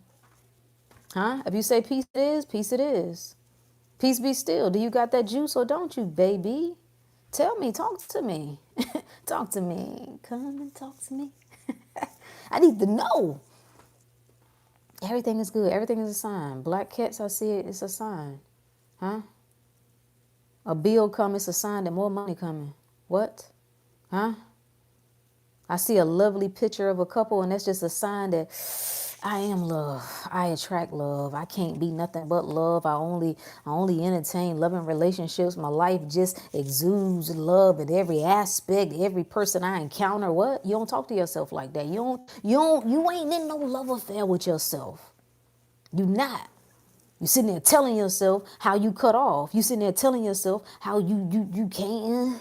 Time is running out for me. My clock is ticking. Like you ain't in control. Like you ain't in the driver's seat. Come on, guys. Come on, ladies. Let's get in the driver's seat, baby. It's you. It's you. And tell me whatever your practice is. Tell me what your religious practice is or whatever your spiritual practice is. And I bet you I can get the scripture, I can get the literature that backs it. That everything is you. Because all of them are saying the same thing. That's why are we arguing about it? Who wants to argue about what's right or wrong? Everybody right. Everybody right. It depends on your perspective, which angle you're looking from. It's right. Some people think the world is a dirty and angry, mean and evil place. Okay. They look for examples of that. They get examples of that. Some people think it's lovely. It's beautiful. I saw this young lady last night. I don't know. It just brought me, it just was so loving. Like it made me feel good. She got pregnant, went to find out the sex of the baby, found out she was having triplets, which was a shock, right? You going to get the sex of one baby, you got triplets. Okay, cool. All natural. She goes back for a checkup, I think, and finds out she's not only having 3 babies, she's actually having 4. So she had three, three, three babies. Started out with triplets, 3 boys, and now there's a girl. And she was a postal worker, so she was, walking through. She was just kind of, documenting her process and how she was about to come out of work. She'd worked up until a certain point. She was pretty big too, but she was like, she still enjoyed her whatever. She came off heavy duty doing, but she was so joyful and she was just like excited. And people were questioning whether she had IVF, and she was like, no, it's all natural. Didn't expect it. It's just she said I looked at it like, damn, a test like this, like I was chose for this. And I love that. Like, what happens when you see life that way, that everything works in your favor, that everything is good, that everything is perfect? And she was just saying as time was winding down, she was just getting excited. And, the process has been, she said she's had an amazing pregnancy. 4 babies. 4. Carrying 4 babies. And they were all growing and developing. The last little clip I saw, it was like, I think they were like 4 or 5 pounds. What do you want, man? It's whatever you want. If I was pregnant right now, you think I would be watching videos to tell me about things that could go wrong? You think I'd be watching videos and telling me about how hard it's going to be, how hard motherhood is, and all that shit? No, I wouldn't look at any of that. If I was interested in being married, do you think I would be watching videos that tell you about how horrible it is and how horrible a man is going to eventually get, and this going to happen, and the woman, she going to stop doing this, and this is what you got to look forward to? Why would I do that? Why would I take somebody else's mind and problems and make them mine? Why would I do that? I wouldn't do that. I don't want your life. Well, I'm just saying, well, you gotta educate people so they'll be on the lookout. Why am I on the lookout for the shit I don't want? Every time y'all say keep your head on a swivel, I want to slap your head on a swivel. I want to just when you put your head on a swivel, I want to slap it and make it go around. Why your head never on a swivel for good things? Why your head never on a swivel for life to be on the up? For just opportunities, for things to just, why your head always on a swivel for shit you don't want to happen? I need answers. Actually, just answer it to yourself. Answer it to yourself, okay? Ask yourself, why do I only look for possibilities for things to go wrong? Why do I save for a rainy day but never for a sunny day? Huh? Why am I not saving just because life is getting better? I'm not waiting for the economy to go down. I'm not waiting for the dollar value to go down. I'm not waiting for them to shut this down and my bank to go out and all the machines don't work and I can't. Why are you creating these scenarios? Because you don't understand your power. That's the answer. Ha! You already know. You don't understand your power. You don't understand what you're doing every second, every moment of every day, where you keep your attention. And you follow people online who feed this, who feed the fear, who feed the nonsense, who feed everything that you don't want. They tell you, you know, I don't know, whatever. That's all I can say. Whatever you decide works for you. I know it ain't gonna work for me. I know the same way they said during COVID, we're all in this together. And my response was, no the fuck we're not. No the fuck we're not. I'm not in that fear with you. I'm not in that mess with you. I'm not worried like you. I'm not none of that. You can have that. No, we're not in that together, friend. See, what happens is you can come over here if you would like, but I'm not coming over there. Okay? That's not how this works. You know how when you stay with growing up, you want to stay over your friend's house. Your mom was like, no, no, no, no, no. I don't know them people like that. Yeah, you do. They was the song. Nope. They can come over here, but you can't go over there. Because I know what go on over here. I know how I maintain things here. I know, I know, I know this dwelling place. And that's what you have to create for yourself, especially for the people who are in tough situations, right? I probably would rephrase that. I probably wouldn't view it as a tough situation. It's just a situation that I am now choosing no longer to be in. But you have to learn how to isolate yourself, create a cocoon around yourself. And you can do that because you got this. And can't nobody be here but you. Nobody can be here with you. This is the last thing I'm gonna say.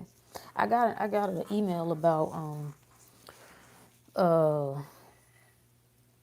this group that I follow. It's like a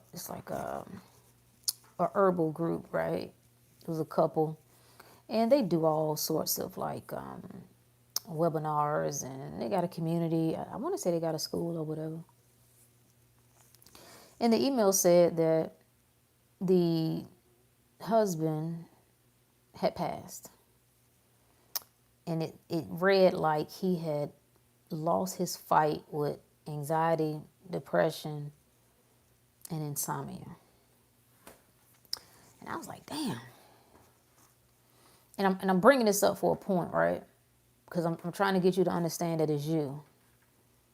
This is a man who was well versed in all the plant. I want to say all the plant medicine, very well versed in plant medicine. As you probably are already aware, there is plant medicine that speaks to every aspect of the body, the mind and body. Things that will enhance your nervous system, enhance your brain activity, brain function, all of that. And things that would help address depression, insomnia, anxiety.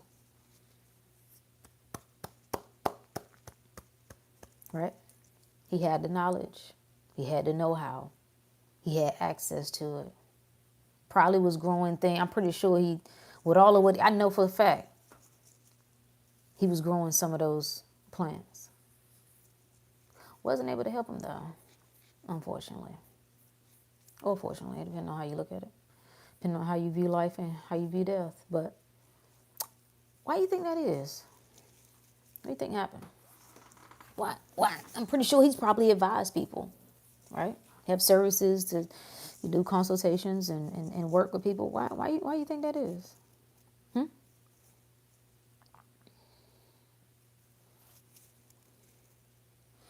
The email went on to say he had got caught up and he was so overwhelmed by the new administration and the policy changes that were happening with climate change, with natural habitats and all the regulations, blah blah blah, and it consumed him. This. So you can follow all the things, and I'm going to encourage you to. I want to encourage you to be mindful about keeping your vessel on point, knowing the things that you can use to enhance your life, your physical experience, right? The food, the herbs, the meditation, the fasting, all those are wonderful. But this right here, supersedes everything. It supersedes everything. So there is no other way. When I say I'm your last stop, really, I ain't you your last stop.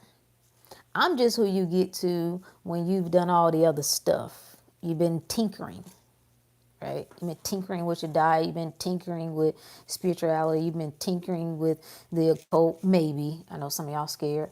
The esoteric, the whatever. There's nothing left but you. That's what you're supposed to move through. You move through the religion, you move through the spirituality until there's nothing standing but you. Oh, that's the Passover. That's what the Passover represents in the Bible. The shifting of one level of awareness to another, one state of consciousness into another. And once you realize that there is nothing left but you, you have no more need for guides or teachers. Because you no longer see separation. You no longer feel like there are no more lessons to learn. There's always a lesson to learn, if you say so. If you say so. You're going to get whatever you need, baby. When you realize that you're one with everything, what else is there? How could you be afraid? If I'm one with everything, that means everything is me. How could I be afraid of me? I don't have nothing to fear. I told my sister that the other day. Death, I don't. I could go to sleep tonight, and this could be the end. So what?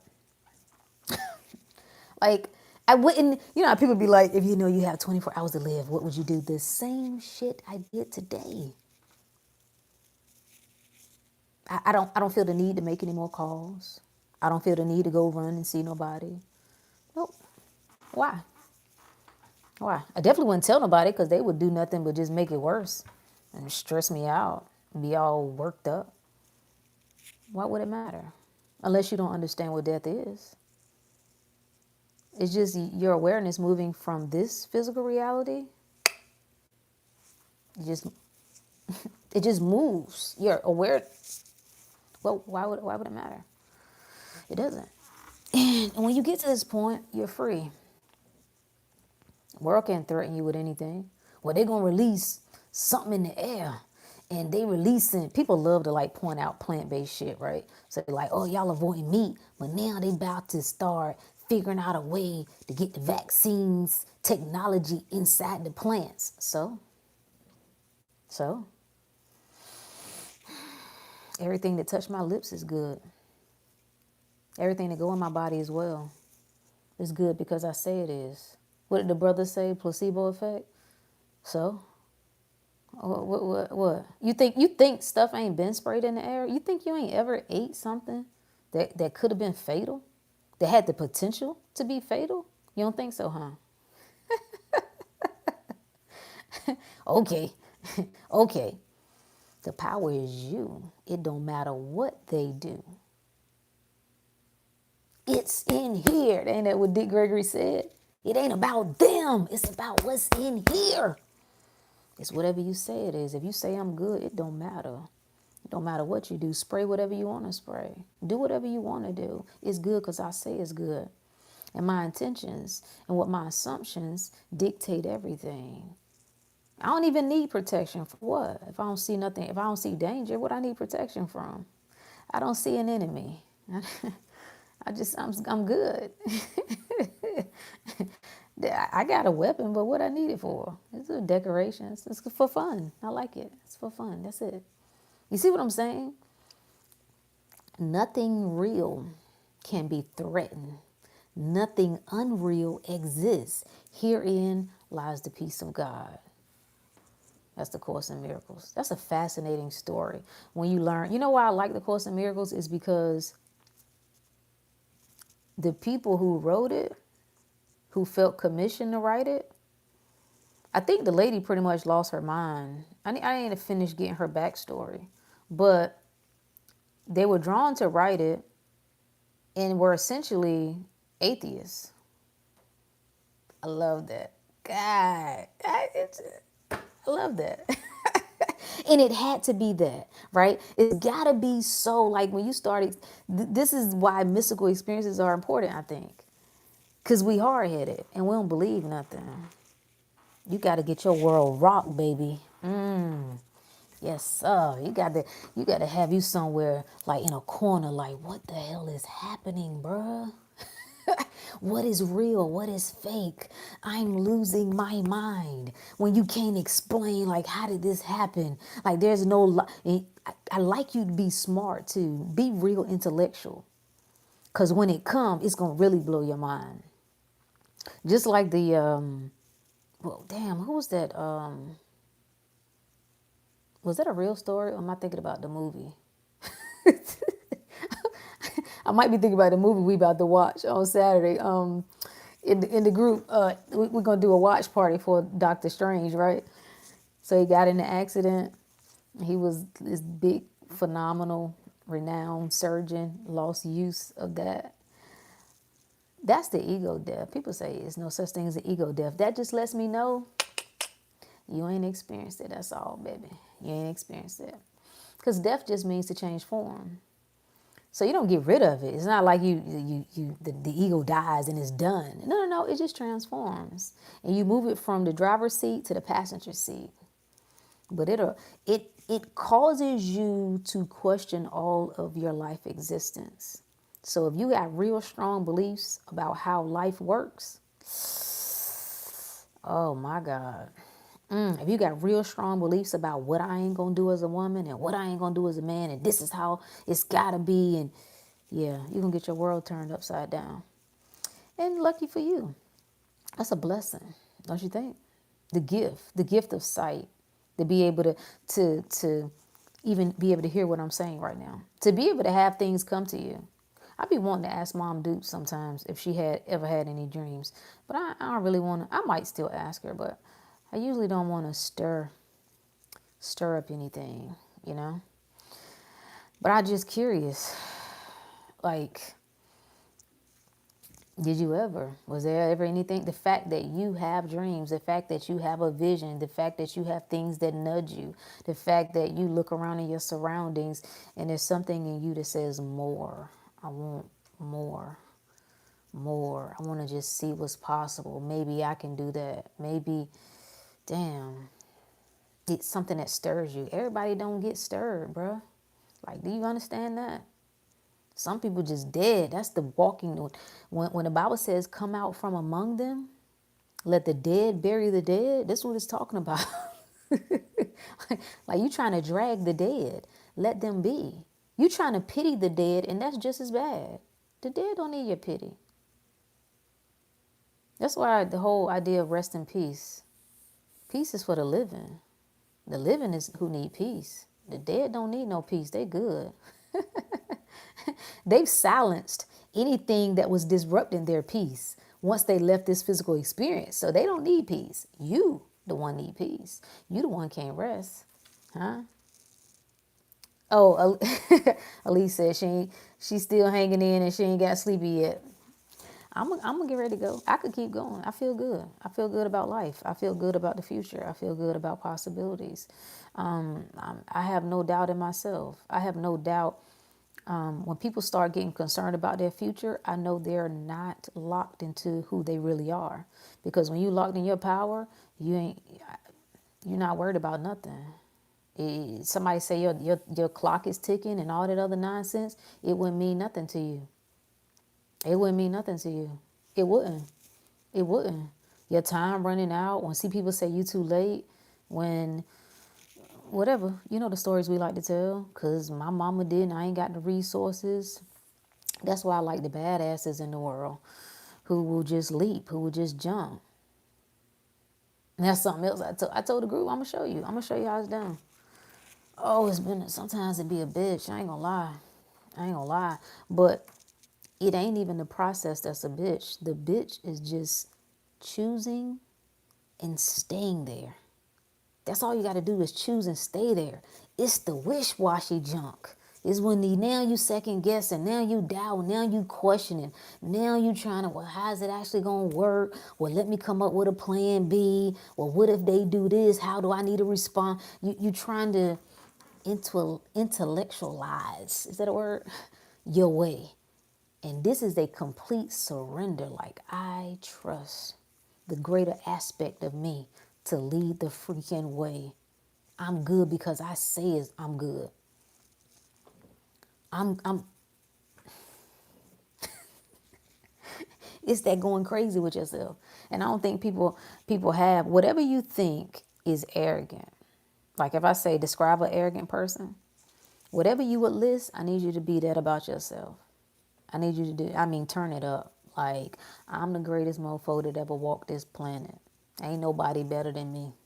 Can't nobody touch me. Can't nobody stop me. Like, when I come through, they pay attention. I make the world listen. Okay, the world bows to me. I don't bow to it. I gets what I want.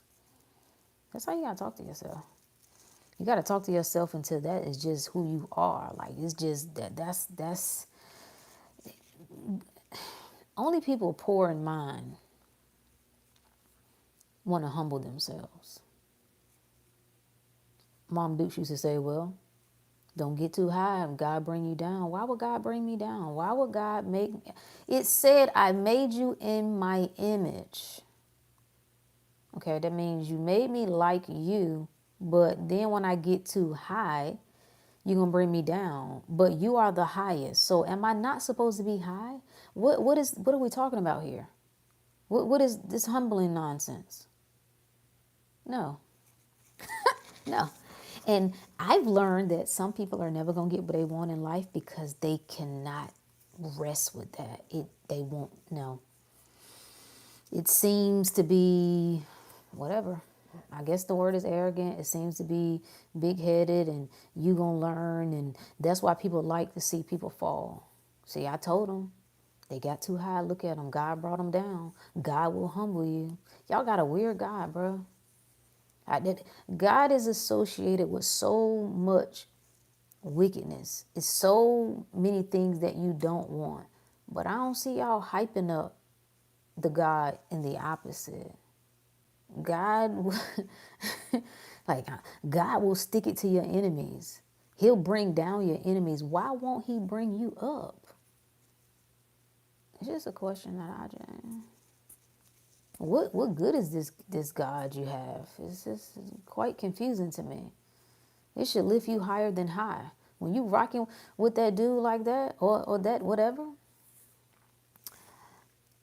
Hey, Carrie. Yeah, we were chit-chatting. We were chit-chatting about a bunch of things. About godly people being afraid of everything, being the most scary people on the planet. Afraid of, my battery about to go dead. Afraid of everything and everybody. No power, no juice. Unable to make life look the way they want. I came that you might have life and have it more abundantly. This is why I don't want to hear. This is why I don't want to hear it. Like, I don't want to hear nothing that nobody, like, whatever. I'm not listening to you talk about the world being a problem. I'm not listening to you talk about politicians being a problem or the system being a problem. I'm not listening to none of that because you said you and yours are the solution. You said your God is the way, and I don't see you utilizing that way. I don't see you out here telling people that you serve a healing God, and yet your God hasn't healed you. That is a problem. You say you serve a God that will protect you, and then you keep giving us examples of you not being protected. And I guess if you're okay with that, I guess if you're okay with it, I guess, maybe it makes you feel good. I don't know. I know it does. I know a lot of our elders, it makes them feel good. Make them at least feel like they're doing something. I'm just here to tell you that you're not. I'm just telling you that you ain't got no juice. I'm just telling you that you're operating weak. Yeah, that you would be the epitome of the Antichrist. You're the exact opposite of what Christ represents. So if you want me to listen to you, then walk the talk and then I'll listen. I'll pay attention, right? It's like everybody has a solution to fixing the community and fixing. We've been listening to you guys for 10, 20, 30, 40, 50, 60, 70 years on both sides. I don't think none of you have no answers. You ain't got no answers. You got the people who've been doing the nonsense and continuing to support the nonsense. And then you have the people who are just pointing it out. So you got the people who sleepwalking and then the people that's pointing out the sleepwalking. How does that help?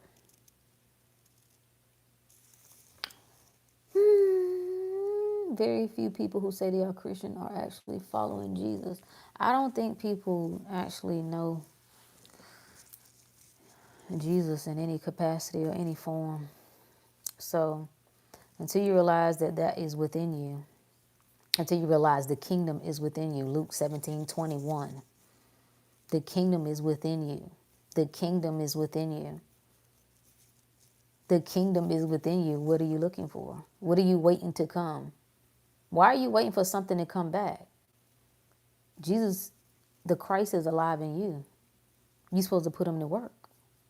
That's the death. You're supposed to. You don't die to get to heaven, right? You know, the physical body, you die now. You die to self. You die to this old identity, and you resurrect in consciousness, and then you get what you want. Boom, boom. I require you to get what you want. There is a qualification. I have requirements for you to rock with me. I require you to live. I require you to get more. I require you to produce results. That's and don't worry, you ain't gotta worry, because I be on my own ass. I require the same thing. Show and prove, baby. Show and prove. Prove me and see. That's what the good book says. Prove me and see. Test me and see. If I won't open up the windows of heaven, pour out blessings that you ain't got room enough to receive. I don't think people really believe that, because if you did, you wouldn't be complaining about the economy. If you did, you wouldn't be complaining about the prices. Huh? Is you good or ain't you? Well, Rook, no, I'm just saying it's just a fact of the matter that things are more expensive. Why do you keep saying that shit? Like, why do you keep saying that? Why do you keep repeating? And I'm gonna keep honing in on this, because you got to catch it. You got to catch that you have a default for loserness. Works are dead. You don't need to produce. Works are dead. You don't need to produce. What does that mean? Someone said that the reason that people aren't getting the results they want is because faith without works is dead. And I said, well, what does that mean? Does that mean you have to physically do things? And they said, yes. Now, we all know that's bullshit. We know that's bullshit because we have examples. Some of us are the example, but we have many examples of our family members who are very faithful people, who have worked very hard and who have very little to show for it. So that should tell you just off rip, there's something else at play here. The working you're supposed to do, see, faith sets that thing in motion. When you say, the doctor gives you a poor report and you say, I'm going to heal this naturally. The working is here. You got to stay in the healing here in your mind. You entertain healing. You see nothing but healing. You eat, sleep, and shit healing. That's what you do. That's what you meditate on. That's what you think about. That's what you internalize. That's where the work takes place. The inner. You put the inner man to work. Faith without the working here is dead. That's what it's talking about. If you could simply work yourself physically, I mean, there'll be a lot of people that would be very wealthy. We got a lot of hard workers who do not have a lot to show for it. So we got to use common sense to say that that's not what it's talking about. Carrie said, it is who you are, not what you do. Yeah. And that's dictated by what? Your mind. As a man thinketh, most people forget a key piece in this. They say, as a man thinketh, so is he. But they've eliminated a very important part. It says, as a man thinketh in his heart. What did we say the heart was? Mind. As a man thinketh in his heart, so is he. So it's where you stay in your mind. So if you stay in your mind, because the question is always, well, why does bad thing happen to good people? You being a good person ain't got nothing to do with you manifesting the life you want. Sorry. You could be a good person. You could volunteer. You could work at the soup kitchen. You could help the elderly. You could donate to children in need and buy books and clothes and pay for tutoring or academic thing or athletic things. We would say, most people would say that's been a good person, right? Dedicating your time and your resources. And then guess what? Life can still be whipping that ass. How is that possible? Because all is mind, the universe is mental. So you could be a good person doing those things, but you still assume the world is a shitty place. You still assume that evil is rampant and that people are more bad than they are good. You assume that good people always get taken advantage of. You assume, you see where we're going here? You can't get out of the way of your mind and your thoughts. So being a good person ain't enough. We've seen it. We got examples of lovely grandmothers and our aunties. They were good people. And life handed them. You ever seen like this? That's diabolical. Like you've heard the stories of people who've watched their grandma, like their grandmother was just like the heart of the family and always giving and loving and God fearing and cancer or some sort of illness just overtook their body, and they saw them suffer, and they wondered, why would God allow this? Someone who was so loving and committed and selfless throughout their life. Do we need to go back and read Isaiah? I, the Lord God, create evil and good, the light and darkness. You can't get out of the way of that, man. If you don't like that, I don't know what to tell you. But that's the way it works. That's the way it works. So you can try to rationalize that, well, there are who you perceive to be evil people who live very well. You can try to trick yourself and say, well, they just going to hell. Well, if that makes you feel better, what would hell do to them? Tell me. Tell me what is hell? You think it's somewhere under the ground where there's fire? Does that make sense to you? Let me ask you this. If when you die, your physical body goes back to dust, nothing leaves but spirit, which is energy, which is really nothingness, right? Tell me, what would fire do to that?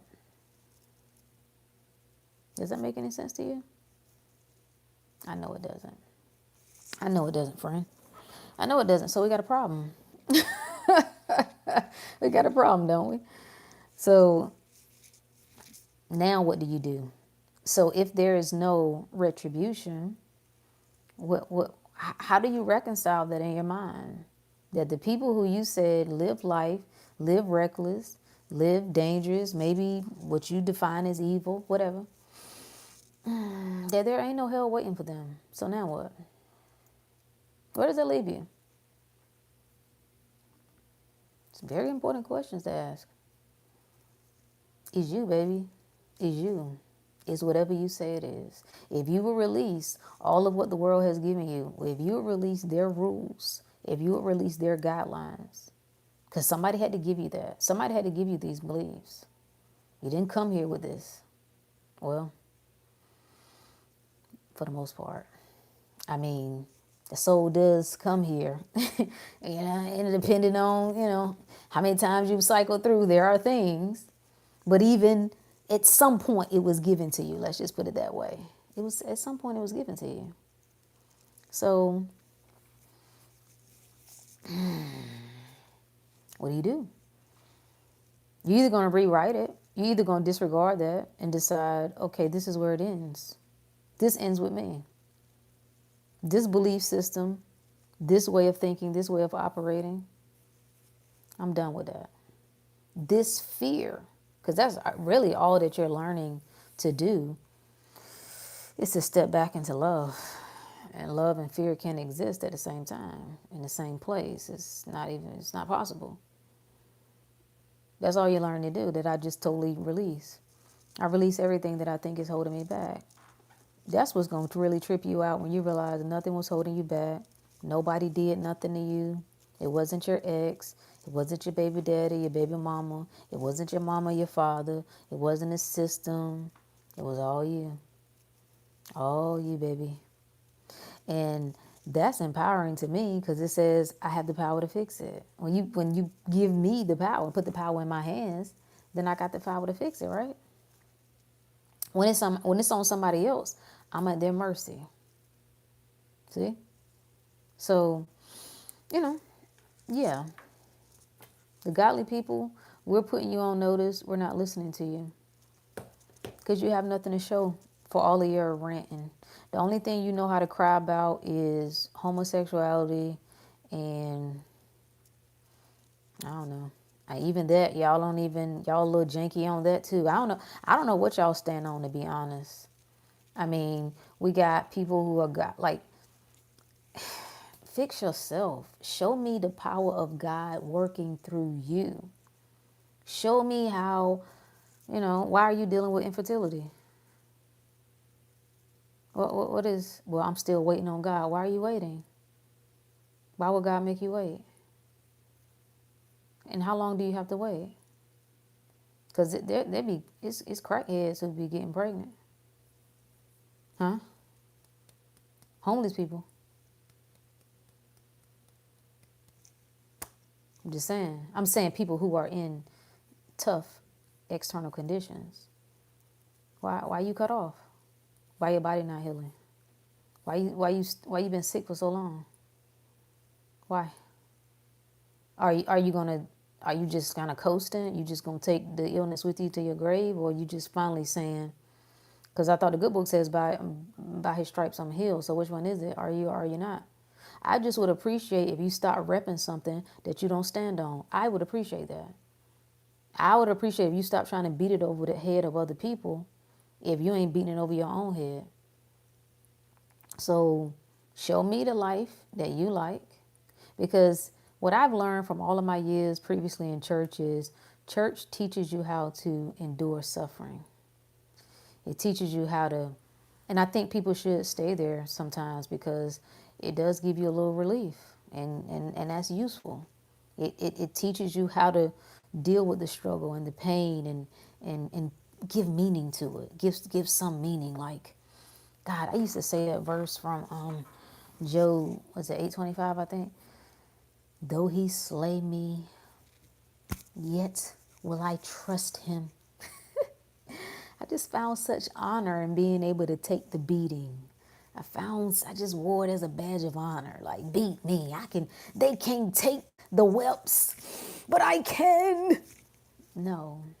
No more whelps for me. I'm good on that. No more whelps, no more bullets, no more pain. I'm leaving all that behind. Because that's what heaven is. Isn't that what Revelation said? There's no more tears. There's no more pain. You leave all that behind.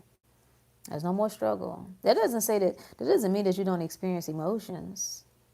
But this identifying with it, that's what people are doing. They're identifying with the pain. I was talking about this recently, the whole idea of what's the thing called? AA? It's like the stupidest shit I've ever heard.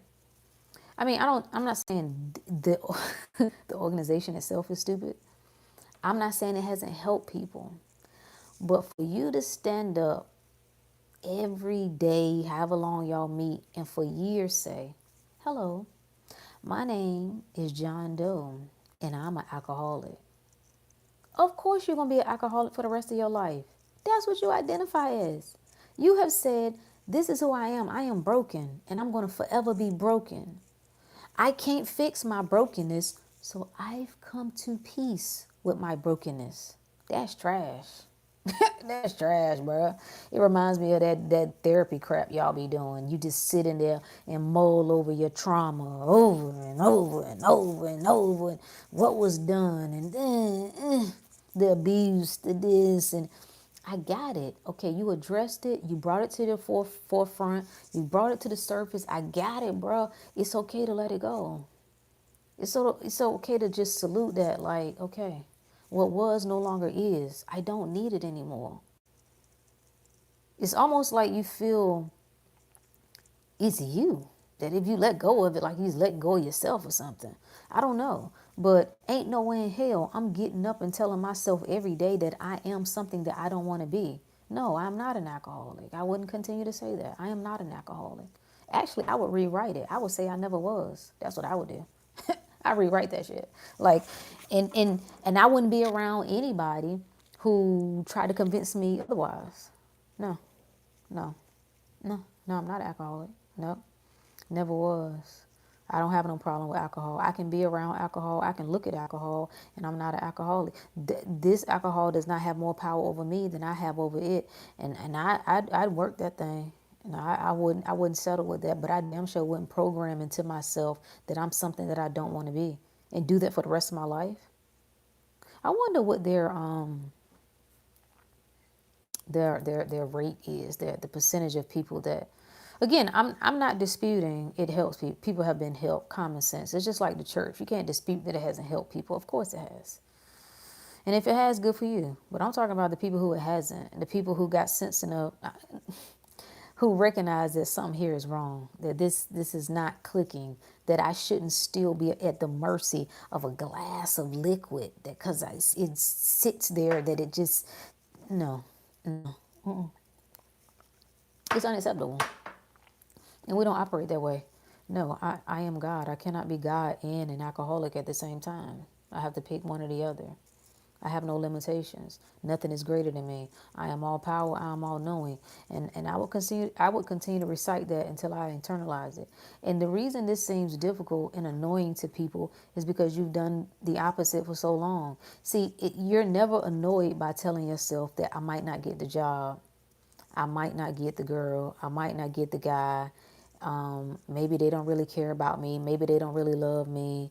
Um, Maybe I missed out on this investment. You never tire speaking poor about yourself. You never get tired speaking against yourself. But when we say speak to yourself with all power, do not let nothing slip through that does not uplift you, that does not confirm that you are all that you are. Oh God, it's so exhausting. How long? I mean, what? I mean, I shouldn't have to do all this. You don't. You ain't got to do nothing. You don't have to do anything. I'm just saying, I don't see how you're never tired of talking about politics. You're never tired of talking about the white man. You're never tired of talking about the system. You're never tired of talking about the evil that has been done throughout history. That never tires you. But when we say talk to yourself about how amazing you are, that's boring. That's boring. It's exhausting. I mean, can I do something else? Okay, well, what about write to yourself? Pull out a notepad and just write to yourself about how amazing you are. I've always known that there was something about me that was different. I've always known that my life was meant for something greater than I could even imagine, that anybody around me has ever touched. I've always known that I was meant to go all the way, that I'm the course corrector. It's me. I ain't even got to break the curse. Forget all that. I ain't even acknowledging the curse. I'm just going to course correct. I'm the one that's supposed to do this thing. You know, why you can't do that? That's too much too, huh? Okay, whatever. So, my battery about to go dead. It'll be your decision to decide. It'll be up to you to decide how you're going to move. If you want to play the Matrix game, here's the funny thing about the Matrix. The Matrix is you. Everything is you. But if you want to play the Matrix game, buckle in. They got a lot of goodies in store for you because they got the fear rolled up. It'll be one thing after another. It'll be something else after another. If it's not disease, if it's not a virus, if it's not war, if it's not the alien invasion, if it's not the robots about to come alive and take you over, get ready. It's more. It's more lined up for you. Delicious. I don't even know. I be kind of thinking like it'd be kind of cool if they do roll out Project Blue Beam, have the fake Jesus come back, the little. I don't think it'll work at this point though, because it's I think it's too many people that are aware. I don't think they'll be able to pull off the fake hologram of the Jesus coming out the sky. I don't think that'll work. But whatever it is, it's gonna be whatever you're looking for. When I see people posting some of the crazy stuff that AI has said to them, I be like, what in the hell is you doing up there? I ain't never seen nothing remotely close to that. I don't know what y'all up there doing. But what I do know is everything reflects you. That's what I know. I know everything is consciousness. So the thing is telling you to off yourself. User error. User error. So I ain't got no beef with it. I have no beef with nothing because I know everything is reflecting me. I got no beef. What? The robots, they my homies. Like everything else. I come in peace, they come in peace. How could you be the original? They have to look at you to figure out how to design this stuff and you afraid of it. That's insane. That's absolutely insane. like you're the blueprint, you're the template, but you are afraid of the copy. That's something not right what you're thinking. So, thanks for listening. We'll be back. I have more to share with you. I have more to I was light. I thought I was gonna cut y'all out tonight, but maybe next time. Life is whatever you want. You can have whatever you want. You can get whatever you want. You can be whatever you want. I know it sounds cliche. I know, and this is why I stay in my space. I stay in my space because we talk crazy, right? When we get in the inner circle, we talk like this is just normal. That you can have whatever you want. You can have whatever you want. Whatever, however you see your life. Don't tell me you got no limitations. Whatever you want to do, why don't you experience it? Why don't you just see once in life? Like I spent so many years, and I guess that's why I'm so passionate about this, teaching myself how to go without. This is really some poverty stuff. I learned how to make do. Like when I was in school, everybody was Air Force Ones, right? Was the thing.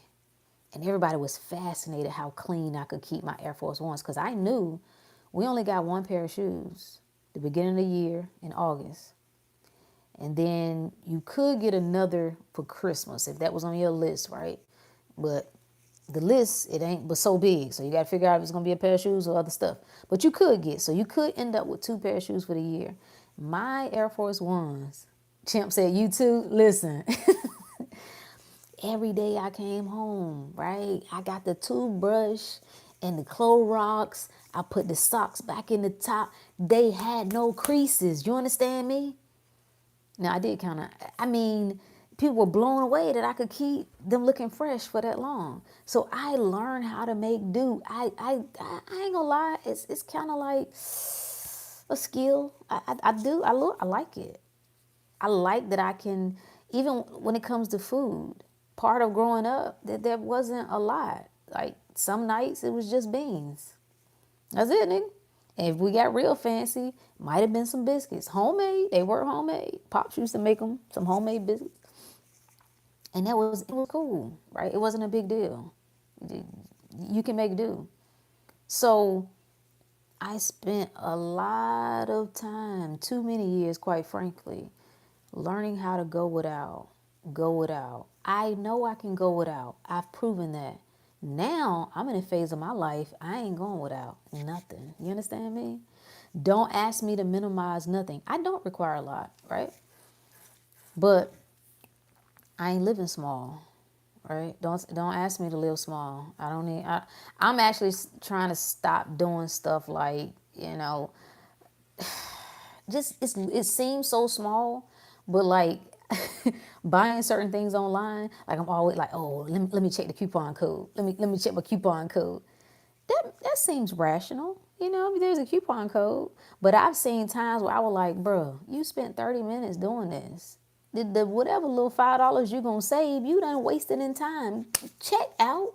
But look at the mindset of that. It all stems from that lack. No, I'm not living in lack. You can't come to me to convince me to live in lack. It's luxury from here on out, baby. It's luxury from here on out. We up. I mean, we upward and up, up, up. You hear me? So that's how we rolling. If you would like to live in despair, I think that's your choice. You have the right. If you would like to live in less, and you find it cool to be sick, and you think, well, you never know, it might happen to you too. That's how you think when it comes to illness. Somebody asked me about getting checkups. I can't advise you on that. I ain't been to the doctor in almost 15 years. I don't know. I mean, I know, but I don't know what to tell you. Just go get one. That's what I do. I ain't telling you not to do it.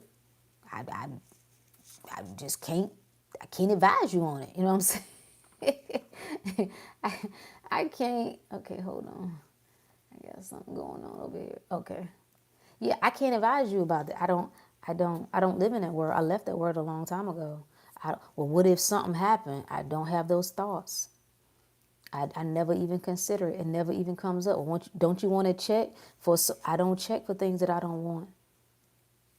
That I don't operate that way. I don't have that programming anymore. So, peace the host chat mods. Okay. Anyway, thank you. Thank you for listening, good people. Get what you want. That's the lesson. That's the message. Peace.